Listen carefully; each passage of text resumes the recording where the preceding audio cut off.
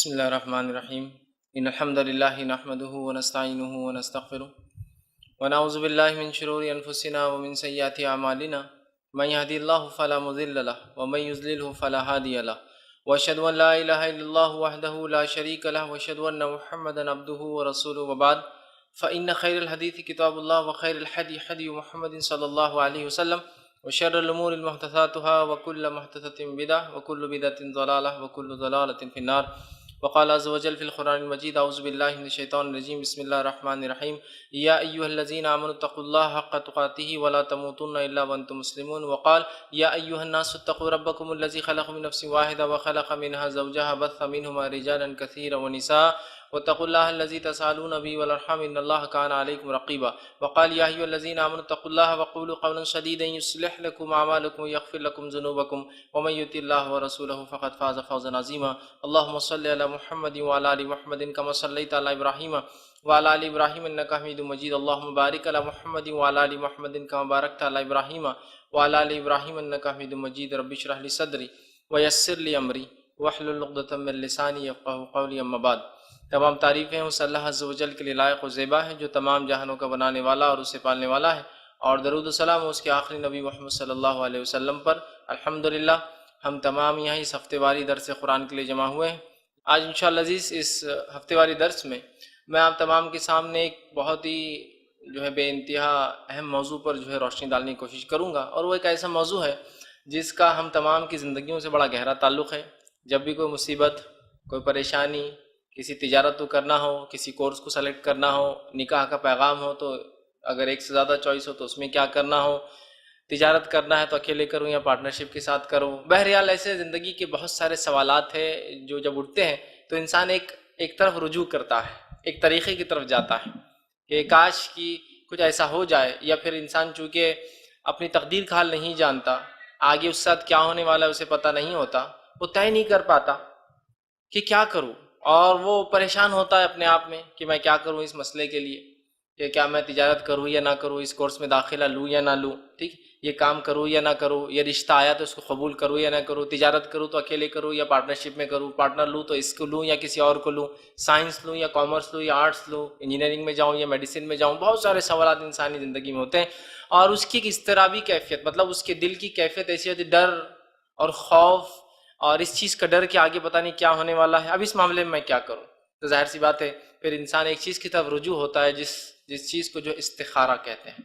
تو آج میں چند باتیں آپ تمام کے سامنے استخارہ کے تعلق سے رکھنے کی کوشش کروں گا، اس لیے کہ انسان زندگی میں ایسے بہت سارے کام کرتا ہے جہاں اسے اس چیز کی ضرورت ہوتی ہے کوئی اس کی رہنمائی کرے، اور خاص طور سے ایسے کام جو اس کی زندگی میں بہت زیادہ اثر رکھتے ہیں، آنے والے زندگی کی حالات پر اثر رکھتے ہیں، اس کی تمام زندگی سے اس کا تعلق ہے، جیسے نکاح ہو گیا، جیسے تجارت ہو گیا، جیسا کس کورس میں انسان جائے، بہرحال ایسے بہت ساری چیزیں، مختلف لوگ، مختلف علاقے اور مختلف مسائل کے اعتبار سے ان کے لیے مختلف چیزیں ہو سکتی ہیں جو زندگی میں فیصلہ کن ان کے لیے ثابت ہو کہ وہ کیا کرے اور کیا نہ کرے، لیکن چونکہ انسان آگے کا حل جانتا نہیں، تقدیر کا اسے علم نہیں ہوتا ہے، اللہ نے اس کے لیے کیا لکھا ہے وہ نہیں جانتا ہے، لہٰذا وہ یہ طے نہیں کر پاتا اور مسلسل اس کا دل پریشان رہتا ہے، بے اطمینانی کی کیفیت ہوتی ہے، ڈر کی کیفیت ہوتی ہے، پریشانی کا عالم ہوتا ہے، اور کبھی کبھار تو دیکھا گیا کہ انسان ڈپریس بھی ہو جاتا ہے کہ کیا کروں، کیا فیصلہ لوں، کیا کروں اس کام کے اندر، اور تب سب سے بہترین چیز جو اللہ رب العزت نے ہمیں بتائی ہے وہ ہے استخارہ۔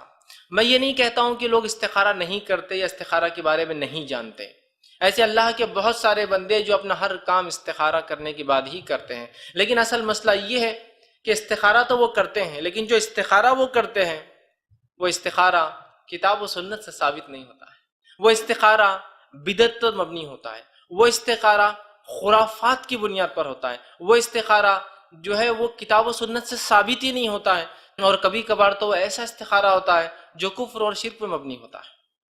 تو گویا لوگ استخارہ کرتے ہیں، لوگ اس کے قائل ہیں، لیکن اصل مسئلہ یہ ہے کہ صحیح استخارہ کیا ہے، اس کا صحیح طریقہ کیا ہے، کیسے کرنا چاہیے، کب کرنا چاہیے، کیا پڑھنا چاہیے، کون سی دعائیں کرنا چاہیے، کس وقت کرنا چاہیے، کسی سے کروانا چاہیے، خود کرنا چاہیے، کیا اس کے اور کوئی مختلف طریقے کتاب و سنت نے جو بتایا گیا اس سے ہٹ کر، یہ تمام باتیں جو ہمارے ذہن میں گھومتی ہے، جس کے نتیجے میں یہ ہوتا ہے کہ لوگ استخارہ کرتے ہیں لیکن عموماً بدعت اور خرافات میں ملوث یا بدعت اور خرافات کے ساتھ مکس وہ استخارہ ہوتا ہے، وہ کتاب و سنت سے ثابت نہیں ہوتا ہے، اور بہت سی بار تو اپنا جان و مال بھی انسان اس میں گوا دیتا ہے استخارہ کے چکر میں۔ مطلب کتاب و سنت سے ہٹ کر جب انسان استخارہ کرتا ہے تو شعبدے باز، کاہن، جادوگروں کے پاس بھی جانے لگتا ہے اور اپنا عقیدہ بھی برباد کرتا ہے، اپنا مال بھی برباد کرتا ہے اور اپنی توانائی اور صحت اور جان بھی اس میں لگا دیتا ہے۔ تو آئیے استخارہ کا صحیح معنی کیا ہے، اور جب استخارہ کے مومن کرتا ہے تو وہ مطمئن ہو جاتا ہے، چونکہ اپنے رب سے جو ہے وہ مدد لیتا ہے دعا کے ذریعے، جس دعا کو استخارہ کہتے ہیں، اور جس دعا سے جب وہ مدد لے لیتا ہے اپنے رب سے تو پھر آنے والے حالت پر وہ مطمئن ہو جاتا ہے۔ اس کی کیفیت جو اضطراب، پریشانی کی تھی، ڈر کی تھی، خوف کی تھی، اور وہ پریشان تھا کہ کیا ڈیسیجن لوں، کیا فیصلہ لوں، جب وہ استخارہ کرتا ہے تو اطمینان میں اس کی کیفیت بدل جاتی ہے، ڈر اور خوف امن میں تبدیل ہو جاتا ہے، بے اطمینانی اطمینان میں تبدیل ہو جاتی ہے، اور اضطرابی کیفیت جو ہے وہ بدل کے جو ہے وہ اطمینان اور سکون میں آ جاتا ہے، اور جب استخارہ کر لیتا ہے تو اپنے رب پر توکل کر لیتا ہے کہ انشاءاللہ جو بھی فیصلہ ہوگا میرے رب انشاءاللہ میرے ساتھ بہتر ہی کرنے والا ہے۔ تو استخارہ یہ بہت اہم چیز ہے، یاد رکھیے، اور ہمیں چاہیے کہ ہم ہر ممکن کوشش کریں کہ جب زندگی میں کوئی فیصلہ لینا ہو ہم ضرور جو ہے اس میں استخارہ کریں، اللہ سے مدد طلب کریں، اور انشاءاللہ عزیز اس استخارہ کو اسی ڈھنگ سے کریں جس ڈھنگ سے نبی اکرم صلی اللہ علیہ وسلم بتایا ہے، ورنہ جب استخارہ کا صحیح طریقہ ہمیں معلوم نہیں ہوتا ہے اور انسان جو ہے پریشان ہو جاتا ہے اور اسے کوئی فیصلہ لینا ہوتا ہے تو تب یہ شعبدے باز اور کاہن، اور جس کو ہم عام زبان میں کہیں گے لوگ، مختلف قسم کے سنہرے اور رنگین جال انسانوں کے سامنے ڈالنا شروع کر دیتے ہیں کہ فلاں مسئلہ اگر ہے تو اتنے پیسوں میں یہ حل ہو جائے گا، ان کے پاس چلے جاؤ وہ آگے کا تم کو بتا دیں گے، تاکہ تم شادی کس سے کرو بتا دیں گے، تم کو اگر تجارت کرنا ہے تو ان کے پاس جاؤ، یہ آنکھ بند کرتے ہی آپ کو بتا دیں گے کس تجارت میں فائدہ ہے۔ گویا جس طرح سے ایک چڑیا کے پکڑنے والا ایک جال ڈالتا ہے رنگین جس میں اور دانے ڈالتا ہے، اس میں چڑیا کے لٹک جاتی ہے، بس مومن کو کوئی پریشانی آئی، مسلمان کو کوئی پریشانی آ رہی ہے، وہ صحیح طریقہ استخارہ کا نہیں جانتا ہے، بس یہاں شعبدے باز اور کاہن اور لوگ اپنے دل فریب طریقوں سے جو ہے مومن کا پیسہ بھی ایٹ رہے ہیں، اس کا عقیدہ بھی برباد کر رہے ہیں۔ تو یہ بے انتہا ضروری ہے کہ ہم استخارہ کا صحیح طریقہ ہم جانیں تاکہ ہم اپنے رب سے صحیح طریقے سے جو ہے مدد لے پائیں۔ اب آئیے استخارہ کا معنی کیا ہوتا ہے اس سے شروع کرتے ہیں، میننگ کیا ہوتا ہے استخارہ کا۔ تو استخارہ کا لغوی معنی ہوتا ہے خیر کی رہنمائی طلب کرنا، اچھائی کی رہنمائی، کہ میں اچھائی کو کیسے حاصل کروں، رہنمائی طلب کرنا۔ جیسے کہ آپ کسی انسان کے پاس جاتے اور کہتے ہیں بھائی مجھے یہ بزنس کرنا ہے، اور وہ اس کا ماہر ہے، تو وہ پھر آپ اس سے خیر کی رہنمائی طلب کرتے ہیں اور پھر آپ کو صحیح ڈائریکشن، صحیح راستہ بتاتا ہے نا۔ تو استخارہ کا معنی ہے خیر کی رہنمائی طلب کرنا، اچھائی کی رہنمائی، اچھائی کے راستے کے لیے کوشش کرنا اور طلب کرنا۔ اور شرعی معنی کیا ہے؟ نماز کے بعد ایک مخصوص دعا کو پڑھنا جس کے ذریعے وہ جو ہے اللہ رب العزت سے خیر کی رہنمائی جو ہے طلب کرتا ہے۔ نماز پڑھنا اور نماز کے بعد ایک مخصوص دعا، جو دعا استخارہ ہے، وہ پڑھ کر ایک بندہ دنیا کے اندر خیر کی رہنمائی طلب کرتا ہے۔ اس دعا اور اس نماز کے ذریعے وہ اپنے رب سے خیر کی رہنمائی طلب کرتا ہے، اسے شریعت میں استخارہ کہتے ہیں۔ تو استخارہ کا عام معنی خیر کی رہنمائی طلب کرنا، خاص معنی شریعت میں اللہ رب العزت سے نماز کے اور ایک مخصوص دعا جو اس کے نبی نے سکھائی اس کے ذریعے خیر کی رہنمائی طلب کرنا۔ وہ معاملہ کچھ بھی ہو سکتا ہے دنیا کا، سمجھ رہا بات کو؟ تو یہ ہے استخارہ۔ استخارہ نکاح کے لیے ہو سکتا ہے، ٹھیک، استخارہ جو ہے مختلف چیزوں کے لیے ہو سکتا ہے، لیکن ایک بات یاد رکھے، استخارہ کسی مباح چیز کے لیے ہی ہوگا، ایسی چیز جو شریعت میں جائز ہو۔ استخارہ کسی واجب اور فرض کے لیے نہیں ہوگا، استخارہ کسی مستحب چیز کے لیے نہیں ہوگا، استخارہ کسی مکروہ چیز کے لیے نہیں ہوگا، استخارہ کسی حرام چیز کے لیے نہیں ہوگا۔ اور ٹوٹل 5 ہی چیزیں جو شریعت حکم دیتی ہے، کسی چیز پہ حکم لگتا ہے، ایک تو واجب اور فرض، مستحب، مباح، مکروہ اور حرام، 5 ہی چیزیں ہوتی ہیں۔ کوئی بھی چیز شریعت کے حکم میں 5 میں سے ایک میں فٹ ہو جاتی ہے، یا تو جائز ہے، واجب ہے، یا پھر مستحب ہے، یا پھر مباح ہے، یا پھر مکروہ، یا پھر حرام ہے، اس سے علاوہ کچھ نہیں، 5 ہی ہے۔ تو استخارہ ان 5 میں سے صرف ایک چیز کے لیے ہوتا ہے، وہ مباح۔ کوئی آدمی یہ استخارہ نہیں کر سکتا کہ کل سے نماز پڑھنا شروع کر دوں یا نہیں کروں، نہیں ہوتا، فرض ہے۔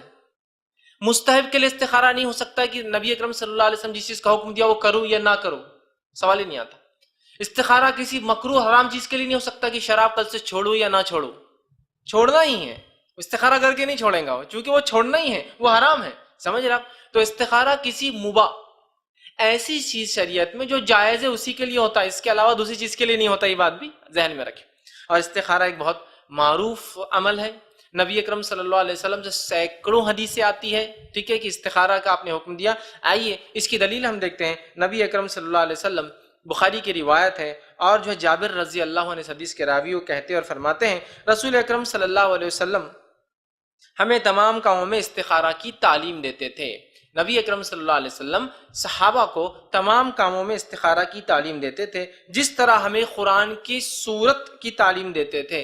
استخارہ کے تعلق سے فرماتے تمام کاموں میں استخارہ کی تعلیم دیتے تھے جس طرح سے قرآن کی سورت کی تعلیم دیتے تھے، مطلب جیسے قرآن کی صورتیں ہمیں سکھایا کرتے تھے ویسے استخارہ بھی ہم کو اللہ کے رسول صلی اللہ علیہ وسلم نے سکھایا۔ آپ فرماتے ہیں کہ تم میں سے کوئی شخص، مطلب آپ نے فرما کہا تم میں سے کوئی شخص جب کسی کام کا ارادہ کرے تو فرض کے علاوہ جو ہے وہ 2 رکعتیں پڑھے، پھر دعا استخارہ پڑھے۔ تم میں سے جب کوئی شخص کام کا ارادہ کرے، آپ نے فرمایا، تو 2 رکعت نماز پڑھے فرض کے علاوہ، اور اس کے بعد دعا کرے۔ اور اس طریقے کو، اس دعا کو اور استخارہ کو نبی اکرم صلی اللہ علیہ وسلم صحابہ کو ویسے سکھاتے جیسے نماز کی صورتیں سکھاتے تھے، مطلب صورتوں کو سکھایا کرتے۔ قرآن کو جیسا آپ سکھاتے تھے ویسے ہی صحابہ کو بٹھا کر آپ نے استخارہ بھی سکھایا۔ حالانکہ استخارہ اتنا واضح ہے اور اتنا آسان ہے، آگئی بات حدیث میں واضح ہے، نماز 2 رکعت فرض کے علاوہ پڑھے اور دعا کرے، یہ ہے استخارہ کا طریقہ، بس اتنا ہی۔ 2 رکعت فرض کے علاوہ، مطلب نفل نماز ہے یہ، صلاۃ الاستخارہ جس کو عام زبان میں کہیں گے، استخارہ کی نماز، اور اس کے بعد دعائے استخارہ کرے، بس یہی ہے استخارہ کا طریقہ۔ اتنا ہی آسان ہے استخارہ، بس اتنا آسان۔ لیکن آج اتنا پیچیدہ بنا کر پیش کیا جا رہا ہے، اور ایسے عجیب و غریب ڈھنگ سے امت مسلمہ کا مال اور ان کے عقیدے کو لوٹا جا رہا ہے جیسی کوئی انتہا نہیں۔ 2 رکعت فرض کے علاوہ پڑھے اور دعائے استخارہ کرے۔ آپ کو کوئی دعا استخارہ مجھے یاد نہ ہو، مجھے نہ پتا ہو، تو میں ہمیشہ کہتا ہوں حسن المسلم نامی کتاب ہے دعاؤں کی، صحیح اور ثابت شدہ دعائیں لے لے، دعا استخارہ کا چیپٹر کھولی، یاد کر لیجیے۔ نفل نماز کس کو نہیں آتی 2 رکعت؟ کوئی ایسا آدمی کہے مجھے نماز بھی نہیں آتی، آسان ہے، اور دعا استخارہ پڑھنا ہے اس نماز کے بعد، ختم۔ اتنا ہی طریقہ ہے استخارہ کا، یاد رکھیں، ٹھیک ہے، اتنا ہی طریقہ ہے، اور استخارہ کرنا اتنا ہی آسان ہے جو آپ صلی اللہ علیہ وسلم نے جو ہے صحابہ کو جو ہے سکھایا تھا۔ تو استخارہ کا طریقہ کیا ہے؟ 2 رکعت نماز فرض سے ہٹ کر پڑھیے، اس کے بعد دعا استخارہ پڑھیے۔ دعا استخارہ جو ہے یاد کر لیجئے، کہاں ملنا ہے، کہاں ملیں گی؟ تو سب سے بہترین جو ہے آپ کو دعا استخارہ حسن المسلم نامی کتاب ہے، وہاں ملیں گی۔ اور دعا استخارہ صرف ایک دعا ہے، دعا استخارہ صرف ایک دعا ہے، اس سے ہٹ کر وہ دعا نہیں ہے۔ کیوں نہیں ہے؟ اس لیے کہ صلاۃ الاستخارہ کے بعد جو دعا ہے اس کے الفاظ نبی اکرم صلی اللہ علیہ وسلم صحابہ کو سکھائے ہیں، اس سے ہٹ کے ہمیں نہیں پڑھنا ہے۔ کیوں نہیں پڑھنا ہے؟ اس لیے کہ آپ صلی اللہ علیہ وسلم دعا استخارہ ایسے سکھاتے تھے جیسے صورتیں سکھاتے تھے، ہے نا؟ آپ کو منمانا ایجاد کر لے استخارہ کی، یہ دعا پڑھ لو تو فلاں ہوگا، وہ دعا بالکل نہیں چلیں گا۔ دعا استخارہ ایک مخصوص دعا ہے، لہٰذا آپ وہی دعا کیجئے دعا استخارہ کی، آپ وہی دعا کیجئے۔ انشاءاللہ جو لوگ نیٹ پر اس کو دیکھیں گے وہاں دعا بھی ڈسپلے میں آ جائیں گی تو وہ وہاں سے دیکھ سکتے ہیں، ٹھیک۔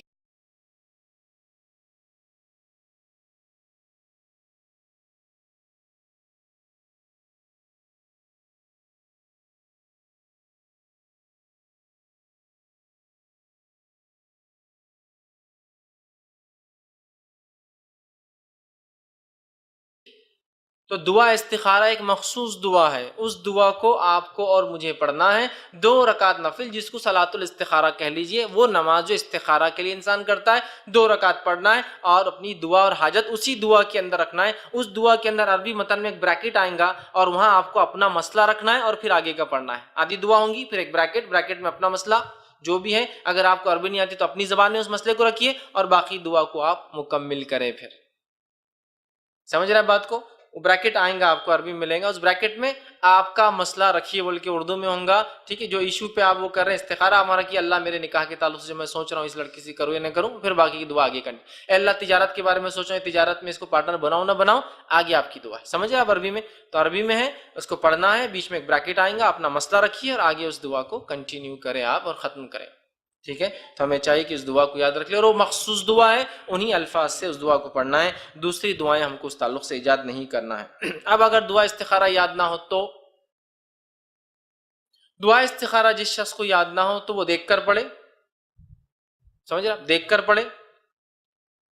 دیکھ کر بھی نہیں پڑھ سکتا ہے تو کسی سے پڑھوائے اور پھر خود لفظ کو دہرائے. ایک آدمی ہے, اس کو پڑھنا بالکل نہیں آتا عربی, وہ کسی سے پڑھوائے کہ کوئی اسے پڑھ کر سنا اور اس کو ریپیٹ کرے. کبھی ہوتا ہے لوگوں کو بہت مشکل سے صورتیں یاد ہوتی ہے, حالات, زمین, زمانہ, زبان, بہت سارے مشکلیں ہوتی ہیں, اللہ رحم کرے. تو بہرحال خود نہیں پڑھ سکتا ہے, دیکھ کر پڑھے. دیکھ کر نہیں پڑھ سکتا, کسی سے پڑھوائے, لیکن کوشش کرے کہ عربی کو انسان ضرور سیکھے. لیکن کبھی ہوتا ہے قرآن تو عربی میں آ جاتا ہے پڑھنا, لیکن دعائیں مشکل ہوتی ہے, اس لیے کہ وہ ویسی عربی نہیں لکھی ہوتی جیسا کہ قرآنی آیتیں ہوتی, زیر زبر ہر چیز ہوتی ہے اس میں مختلف بہت سی بار خالی دعا لکھی, مشکل ہوتا ہے, تو کسی سے پڑھوا لے. ٹھیک ہے, اگر یاد نہ ہو تو یہ طریقہ اس کا ہے, دیکھ کر پڑھ لے. دیکھ کر بھی نہیں پڑھ سکتا تو کسی سے یاد مطلب پڑھے وہ آدمی اور آپ اس کے پیچھے دوہرا لے. استخارہ یاد رکھیے یہ صرف مباح عمل کے لیے ہوگا.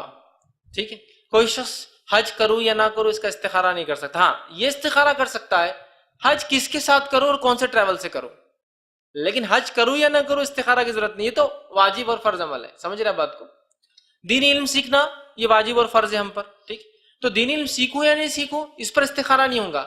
ہاں اس پر ہو سکتا ہے دینی علم کس استاد سے سیکھوں, کس مدرسے سے سیکھوں, کس اسکول سے سیکھوں, کس جگہ جا کر سیکھوں. سمجھ رہے بات کو؟ واجب اور فرض پر استخارہ نہیں. ہاں واجب اور فرض سے ریلیٹڈ چیزوں پر استخارہ ہو سکتا ہے. دین علم سیکھنا فرض ہے, استاد کا سلیکشن میں استخارہ ہو سکتا ہے. حج کرنا فرض ہے, اس میں استخارہ کی ضرورت نہیں. ہاں حج کس کے ساتھ کروں یہ ہو سکتا ہے. ہاں کبھی ایسا ہو سکتا ہے کہ دو فرائض ایک ساتھ آ جائے, دو واجبات, تو تب کیا ہوگا؟ جب دو واجبات ساتھ آئیں گے تو استخارہ ہو سکتا ہے کہ دونوں میں سے کون سا کروں. اللہ جیسا اتنا پیسہ ہے کہ مہر ادا کر دوں یا پھر حج کر لوں, اب کیا کروں؟ استخارہ ہو سکتا ہے اللہ کہ دونوں میں سے کیا کروں, کہ نکاح بھی واجب ہے اس لیے کہ گناہ کا چانسز ہے, حج کا بھی موقع ہے, لیکن پیسہ اتنا ہے کہ مہر دوں تو ایک ہی کام ہو سکتا ہے کوئی. سمجھ رہے بات کو؟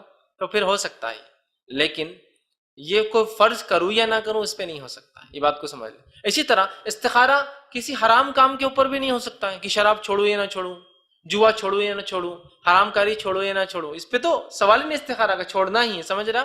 تو ایک مباح عمل, ایک جائز عمل جو دنیاوی کسی بھی کام کی چیز ہو سکتی ہے, انسان کی مفاد اس کے فائدے کی چیز ہو سکتی ہے, اس کے لیے. اسی طرح جو ہے استخارہ کے تعلق سے کیا چیز ہو جو ہمارے ذہن میں ہو, تو استخارہ ایک دعا ہے. استخارہ ایک دعا ہے. جو کنڈیشنز دعا کے لیے وہ کنڈیشن استخارہ کے لیے بھی ہے. استخارہ ایک دعا ہے, تو جو کنڈیشنز شرائط دعا کے لیے ہے, قبول ہونے کے لیے, دعا قبولیت کے لیے, وہی کنڈیشن استخارہ کے لیے بھی ہے. سمجھ رہے؟ اب میں وہ کنڈیشنز پوری نہیں رکھوں گا. کیوں؟ انشاءاللہ الحمدللہ میں نے دعا مومن کا ہتھیار اس عنوان میں پورے کنڈیشنز رکھ دی ہے.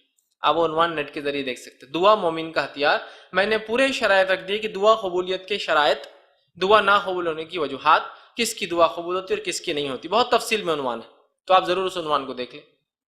تو دعا قبول کے جو شرائط ہے وہی شرائط استخارہ کے لیے بھی ہوں گے, اس لیے کہ استخارہ بھی دعا ہے. اللہ سے آپ خیر کی رہنمائی طلب کرتے ہیں, تو لہٰذا اخلاص دل ہو, حرام کاری سے انسان بچتا ہو, فرائض کا اہتمام کرتا ہو, مضبوط الفاظ کے ساتھ اپنی دعا کرے, دعا قطع رحم رشتے توڑنے کی نہ ہو, دعا کسی حرام, وہ ساری کنڈیشن یہاں بھی آٹومیٹیکلی لاگو. حلال کھاتا ہو اس لیے کہ حرام جو کھاتا اللہ اس کی دعا نہیں قبول کرتا, تو استخارہ بھی قبول نہیں ہونے والا ہے, تو وہ کنڈیشن آٹومیٹیکلی لاگو ہے. تو لہٰذا آپ دعا مومن کا ہتھیار اس عنوان کو دیکھیں, بہت تفصیل میں نے ڈسکس کی ہے. چونکہ یہ بھی ایک دعا ہے لہٰذا اس کے لیے بھی وہی شرائط لاگو ہے جو اس کے لیے لاگو تھی. ٹھیک ہے, اب جو ہے استخارہ اور جس کو ہم کہیں گے شرح صدر, دل کا کھلنا یا کسی چیز کی طرف رہنمائی ملنا. اب بہت سارے لوگ یہ کرتے ہیں کہ ہم نے استخارہ کر لیا لیکن دل میں کوئی بات نہیں آ رہی. دیکھیں استخارہ کرنے سے دل میں بات آ سکتی ہے, ضروری نہیں ہے کہ آئے, دونوں میں فرق ہے. استخارہ کرنے سے اللہ کسی ایک چیز کی طرف دل مائل کر سکتا ہے, رہنمائی کر سکتا ہے, لیکن ضروری نہیں ہے کہ ایسا ہو، اس لیے کہ استخارہ جو ہے وہ دعا ہے اللہ سے، اور ہم تقدیر کی حالت نہیں جانتے، ہم اللہ سے دعا کر رہے اللہ اگر خیر ہو تو اس کی طرف بڑھا دے، شر ہو تو اس سے ہمیں بچا لے۔ تو شرح صدر ہو سکتا ہے دل میں کوئی بات آئے یا نہ بھی آئے، لیکن جب آپ استخارہ کریں تو استخارہ کے بعد جو آپ کو بہتر لگے اس کام پر جم جائیے اور کرنا شروع کر دیجئے۔ یہ میں کیوں کہہ رہا ہوں؟ ارے استخارہ کے جواب ہی نہیں آ رہا، ارے استخارہ کے جواب ہی نہیں آ رہا۔ جواب کیا ہونا؟ آسمان سے آواز چاہیے آپ کو، ہاں یہ کر لو، ہاں یہ مت کرو؟ نہیں، سمجھ رہے آپ؟ استخارہ آپ نے کر لیے، اللہ سے دعائیں رہنمائی کر لی کہ اللہ تقدیر کا حال میں نہیں جانتا ہوں، میرے آخرت کے اعتبار سے، میرے معاش کے اعتبار سے، میرے آخرت کے معاش کے اور میرے دین کے اعتبار سے اگر یہ مسئلہ ٹھیک ہے تو کرا دے، اگر یہ اس میں نقصان ہے تو مجھ سے دور کر دے۔ آپ نے دعا کر لی، دعا کرنے کے بعد دل میں بات آئے یا نہ آئے، جو چیز آپ کو پھر بہتر لگے عزم کے ساتھ مضبوطی کے ساتھ چل پڑیے اس کے اوپر۔ ورنہ بہت سے لوگ ارے کیا ہوا، ارے استخارہ کا جواب ہی نہیں آ رہا، ارے کیا ہوا استخارہ 15 دن 20 دن، ارے بھائی مہینہ ہو گیا انہیں ابھی جواب نہیں آ رہا، اور کیا کام کرنا ہے؟ بہت چھوٹا سا ایک کام ہے، اس کے لیے ایک مہینہ نہیں، یہ نہیں۔ استخارہ آپ نے کیا، دعا ہے، دعا کرنے کے بعد آپ امید کیجیے کہ اللہ تعالیٰ آپ کی مدد کرے گا، جو بات بہتر لگے اس کی طرف بڑھ جائیے اور مضبوطی کے ساتھ جم کر خوب کر لیجیے اس کام کو، پھر جم کے کہ اللہ سے میں نے استخارہ کر لیا اس مسئلے پر۔ سمجھ رہے بات کو؟ ورنہ بہت سے لوگ شرح صدر، ارے میرا دل نہیں کھل ہی نہیں رہا یار، ہو سکتا ہے دل میں بات آئے، ضروری نہیں ہے کہ ہر بار استخارہ کے بعد دل میں بات آئیں گی تو آپ کو کام کرنا ہے، ورنہ آپ رکے ہوئے پورا ٹائم، ارے دل میں بات نہیں آ رہی، دل میں بات نہیں آ رہی۔ سمجھ رہے بات کو میری؟ یہ بڑی اہم چیز ہے۔ ہو سکتا ہے دل میں بات ہے، ہو سکتا نہ آئے، لیکن جب آپ استخارہ کر لیں تو جم جائیے، مضبوطی کے ساتھ اللہ پر توکل کیجیے کہ میں نے استخارہ کر لیا ہے، اور پھر آگے بڑھ جائیے۔ اللہ رب العزت قرآن میں سورۃ طلاق سورہ نمبر 65 آیت نمبر 3 میں فرماتا اور کہتا ہے وَمَن يَتَوَكَّلْ عَلَى اللَّهِ فَهُوَ حَسْبُهُ، جو اللہ پر توکل اور بھروسہ کر لیتا اللہ اس کے لیے کافی ہو جاتا ہے۔ سمجھ رہا؟ اب آپ نے استخارہ کیا، استخارہ کرنے کے بعد آپ جم جائیے کہ اللہ میں نے استخارہ کر لیا، تو اس سے دعا کی، جمی اور مضبوطی کے ساتھ جو ارادہ رکھتے تھے، جو کام کرنا چاہتے تھے اس کو پھر مضبوطی کے ساتھ کیجیے، چاہے دل میں بات آئے یا نہ آئے، اس چیز کو آپ سمجھ لیجئے۔ اللہ رب العزت نے ایک دوسرے مقام پہ قرآن میں سورہ آل عمران سورہ نمبر 3 آیت نمبر 159 میں فرمایا کہا فَإِذَا عَزَمْتَ فَتَوَكَّلْ عَلَى اللَّهِ إِنَّ اللَّهَ يُحِبُّ الْمُتَوَكِّلِينَ، جب کسی کام کا نبی تم ارادہ کر لو تو کیا کرو؟ فَإِذَا عَزَمْتَ فَتَوَكَّلْ اللَّهِ، تو اللہ پر بھی بھروسہ کر لو، اور اللہ تعالیٰ اپنے پہ بھروسہ کرنے والوں کو، متوکلین کو پسند فرماتا ہے۔ تو جب کسی کام کا ارادہ کرے مضبوطی کے ساتھ اس کی طرف چل پڑنا بھی چاہیے، یہ بات بھی یاد رکھیے، ورنہ شرح صدر نہیں ہو رہا، دل نہیں کھل رہا، دل میں بات نہیں آ رہی، بلکہ آپ وقت لگا دیے کہ نہیں، آپ تب استخارہ کیجئے، استخارہ کے بعد جم جائیے، جمنے کے بعد جو بہتر لگتا ہے چوائس کیجئے اس چیز کو، اور اس کے طرف آگے بڑھنے کی پوری کوشش کیجئے، کہ تو شرح صدر کا استخارہ سے کوئی تعلق نہیں ہے، استخارہ خیر کی طرف رہنمائی اللہ سے آپ مانگ رہے ہیں،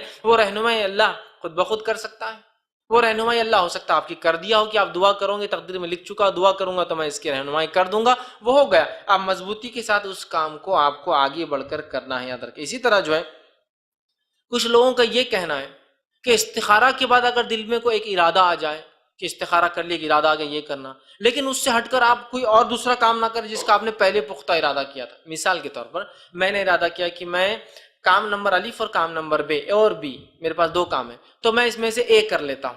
یہ کب کر لیا میں نے طے؟ استخارہ سے پہلے، سمجھ لیجیے اے کر لیتا ہوں، پھر استخارہ کیا نہیں کرنا چاہیے چونکہ میں بھول گیا تھا، لیٹ ہو گیا تھا، پھر میں نے استخارہ کیا اللہ اس معاملے میں خیر کی جو رہنمائی کرے اللہ میری، اور اس کے بعد ایسا لگ رہا ہے کہ میں اے نہیں بی کرنا چاہیے یا بی نہیں ہے، لیکن جب میں نے استخارہ سے پہلے طے کیا تھا کہ اے کر لوں گا، مجھے زیادہ اچھا لگ رہا تھا الف والا کام، لیکن استخارہ کے بعد لگا کہ بے کرنا چاہیے بی والا کام، لیکن اس کے بعد بھی میں چاہتا ہوں کہ اے ہی کروں اس لیے کہ میرا دل اس پہ اطمینان ہو رہا ہے، تو اے بھی کر سکتے ہیں آپ۔ کوئی ضروری نہیں کہ استخارہ کرنے کے بعد شرح صدر ہوں گی اور جو دل میں بات آئیں گی اسی کو کرنا ہے، ضروری نہیں، سمجھ رہے آپ بات کو؟ تو اگر کسی چیز کا پختہ ارادہ آپ نے پہلے سے کر رکھا ہو اس کے لیے بھی استخارہ کر کے آپ اسی کام کو کیجیے پھر آگے۔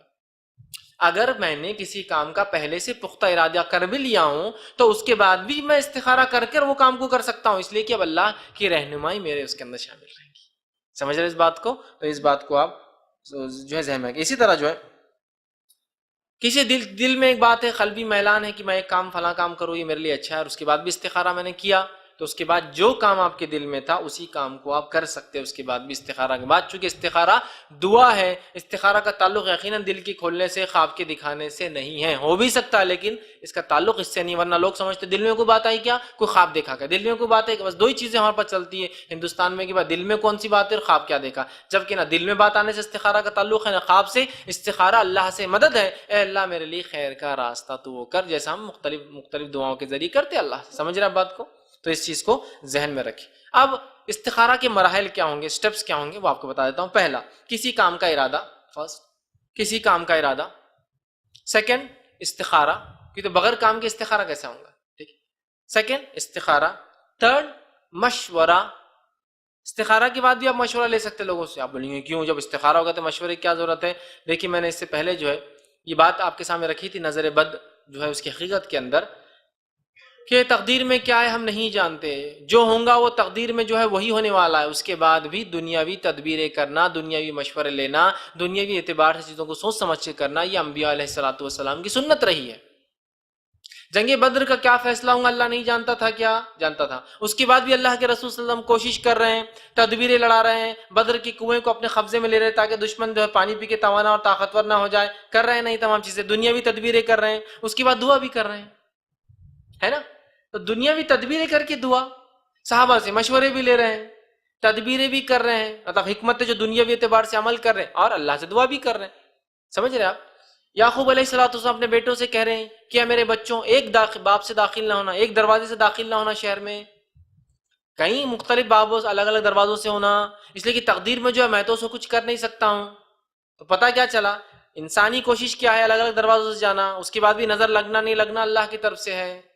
تو وہ یعقوب علیہ السلام فرما رہے ہیں میں تقدیر کا تو کچھ ٹال نہیں سکتا ہوں جو ہونے والا ہے، لیکن دنیاوی تدبیر کیا ہے، الگ الگ دروازے سے داخل ہو تاکہ نظر سے بچ جاؤ، سمجھ رہا؟ نبی اکرم صلی اللہ علیہ وسلم نے ایک مرتبہ ایک جنگ میں جو ہے ارادہ کیا کہ دشمن کے قلعے سے قریب رہیں گے، ایک صحابی نے کہا اللہ کے رسول کیا یہ وہی ہے؟ تو کہا نہیں وہی نہیں، یہ میرا ارادہ، تو کہا ہم پیچھے کھڑے رہیں گے، تو کہا کیوں؟ کہا اس لیے کہ یہ جو رینج میں آپ کہہ رہے رکنے کا، یہاں تک دشمن کے تیر آ سکتے ہیں، تو آپ نے کہا فوراً پیچھے ہٹ گئے۔ دنیاوی کوشش کر لیں، اس کے بعد الگ بات ہے، ہم دشمن کے تیر کے رینج سے باہر چلے گئے، اس کے بعد بھی تیر لگنا تقدیر ہے، لیکن رینج میں رہ کر تقدیر کو آزمانا کہ لگتا نہیں لگتا یہ رسک ہے۔ تو دنیاوی چیزیں کر کے اس کے بعد آپ کو توکل بھی اللہ پر، اس کے بعد دنیاوی تو تیسرا کام، پہلا کام کا ارادہ، دوسرا استخارہ، تیسرا مشورہ بھی لیجیے ایسے انسان سے جو دین اور دنیا اور اس فن کا علم رکھتا ہو، چوتھا کام اللہ پر توکل کر لیجیے پھر، اور پانچواں جو کام پہ بھروسہ کیا، جو عزم کیا، اس کو کر گزریے۔ 5 سٹیپس، کام کا ارادہ، استخارہ، ایک دیندار اور کسی مصلحت اس مسئلے کا علم رکھنے والے شخص سے مشورہ، اللہ پر توکل، اور جس کام وہ کیا عزم کیا کر گزریے۔ 5 سٹیپس ہے استخارہ کی۔ بہت سارے لوگ استخارہ تو کہتے ہیں لیکن وہ سٹیپ نمبر 2 سے آگے نہیں بڑھ پاتے بیچارے، کام کا ارادہ استخارہ، کام کا ارادہ استخارہ، کام کا ارادہ استخارہ، ارے کیا ہوا 1 مہینہ 2 مہینے، وہ استخارہ کا جواب ہی نہیں آ رہا۔ آگے بڑھنا ہے مشورہ، آگے بڑھنا ہے توکل، آگے بڑھنا ہے عزم کے ساتھ کام کرنا، یہ ایسا رہیں گے تو پھر تو سمجھ رہے ہیں بات کو، ٹھیک؟ تو اس چیز کو سمجھنا۔ اب استخارہ اور خواب کا تعلق کیا ہے؟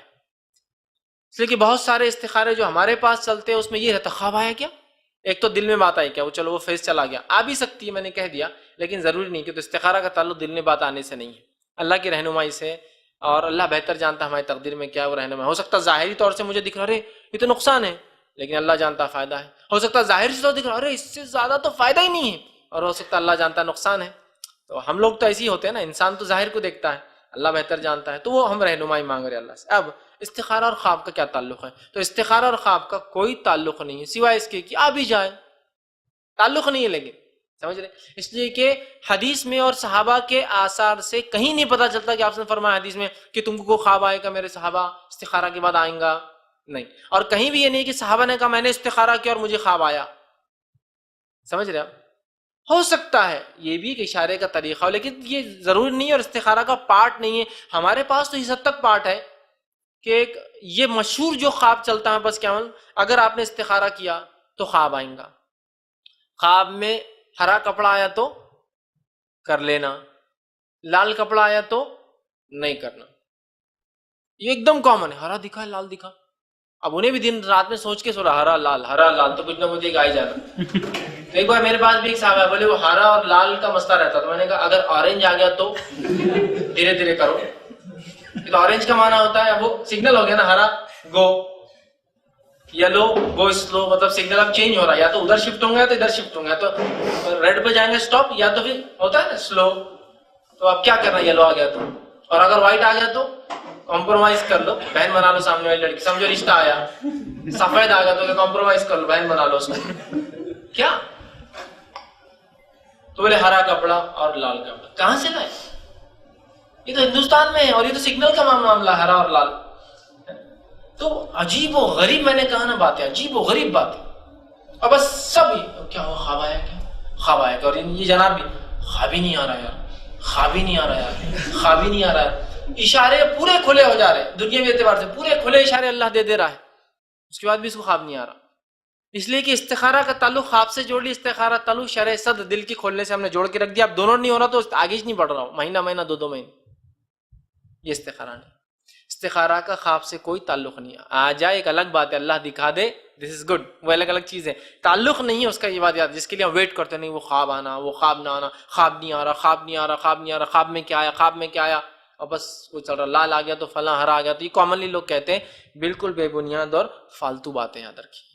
ہو سکتا ہے اللہ رہنمائی کر دے خواب میں, ہم انکار نہیں کرتے اس چیز کا, لیکن ہم یہ بھی جانتے ہیں انبیاؤں کے علاوہ باقی ہم سب کے خواب سچے اور جھوٹے دونوں ہوتے. آپ وسلم فرماتے خواب 3 قسم کے ہوتے, ایک رحمان کی طرف سے, اس کا بھی خواب کی خصوصیت دیکھ کر انسان خوش ہوتا ہے. دوسرا شیطان کی طرف سے, اس خواب کی خصوصیت اس کو دیکھ کر انسان ڈر جاتا ہے. تیسرا نفسیات سے, سائیکولوجی. 3 قسم کے خواب.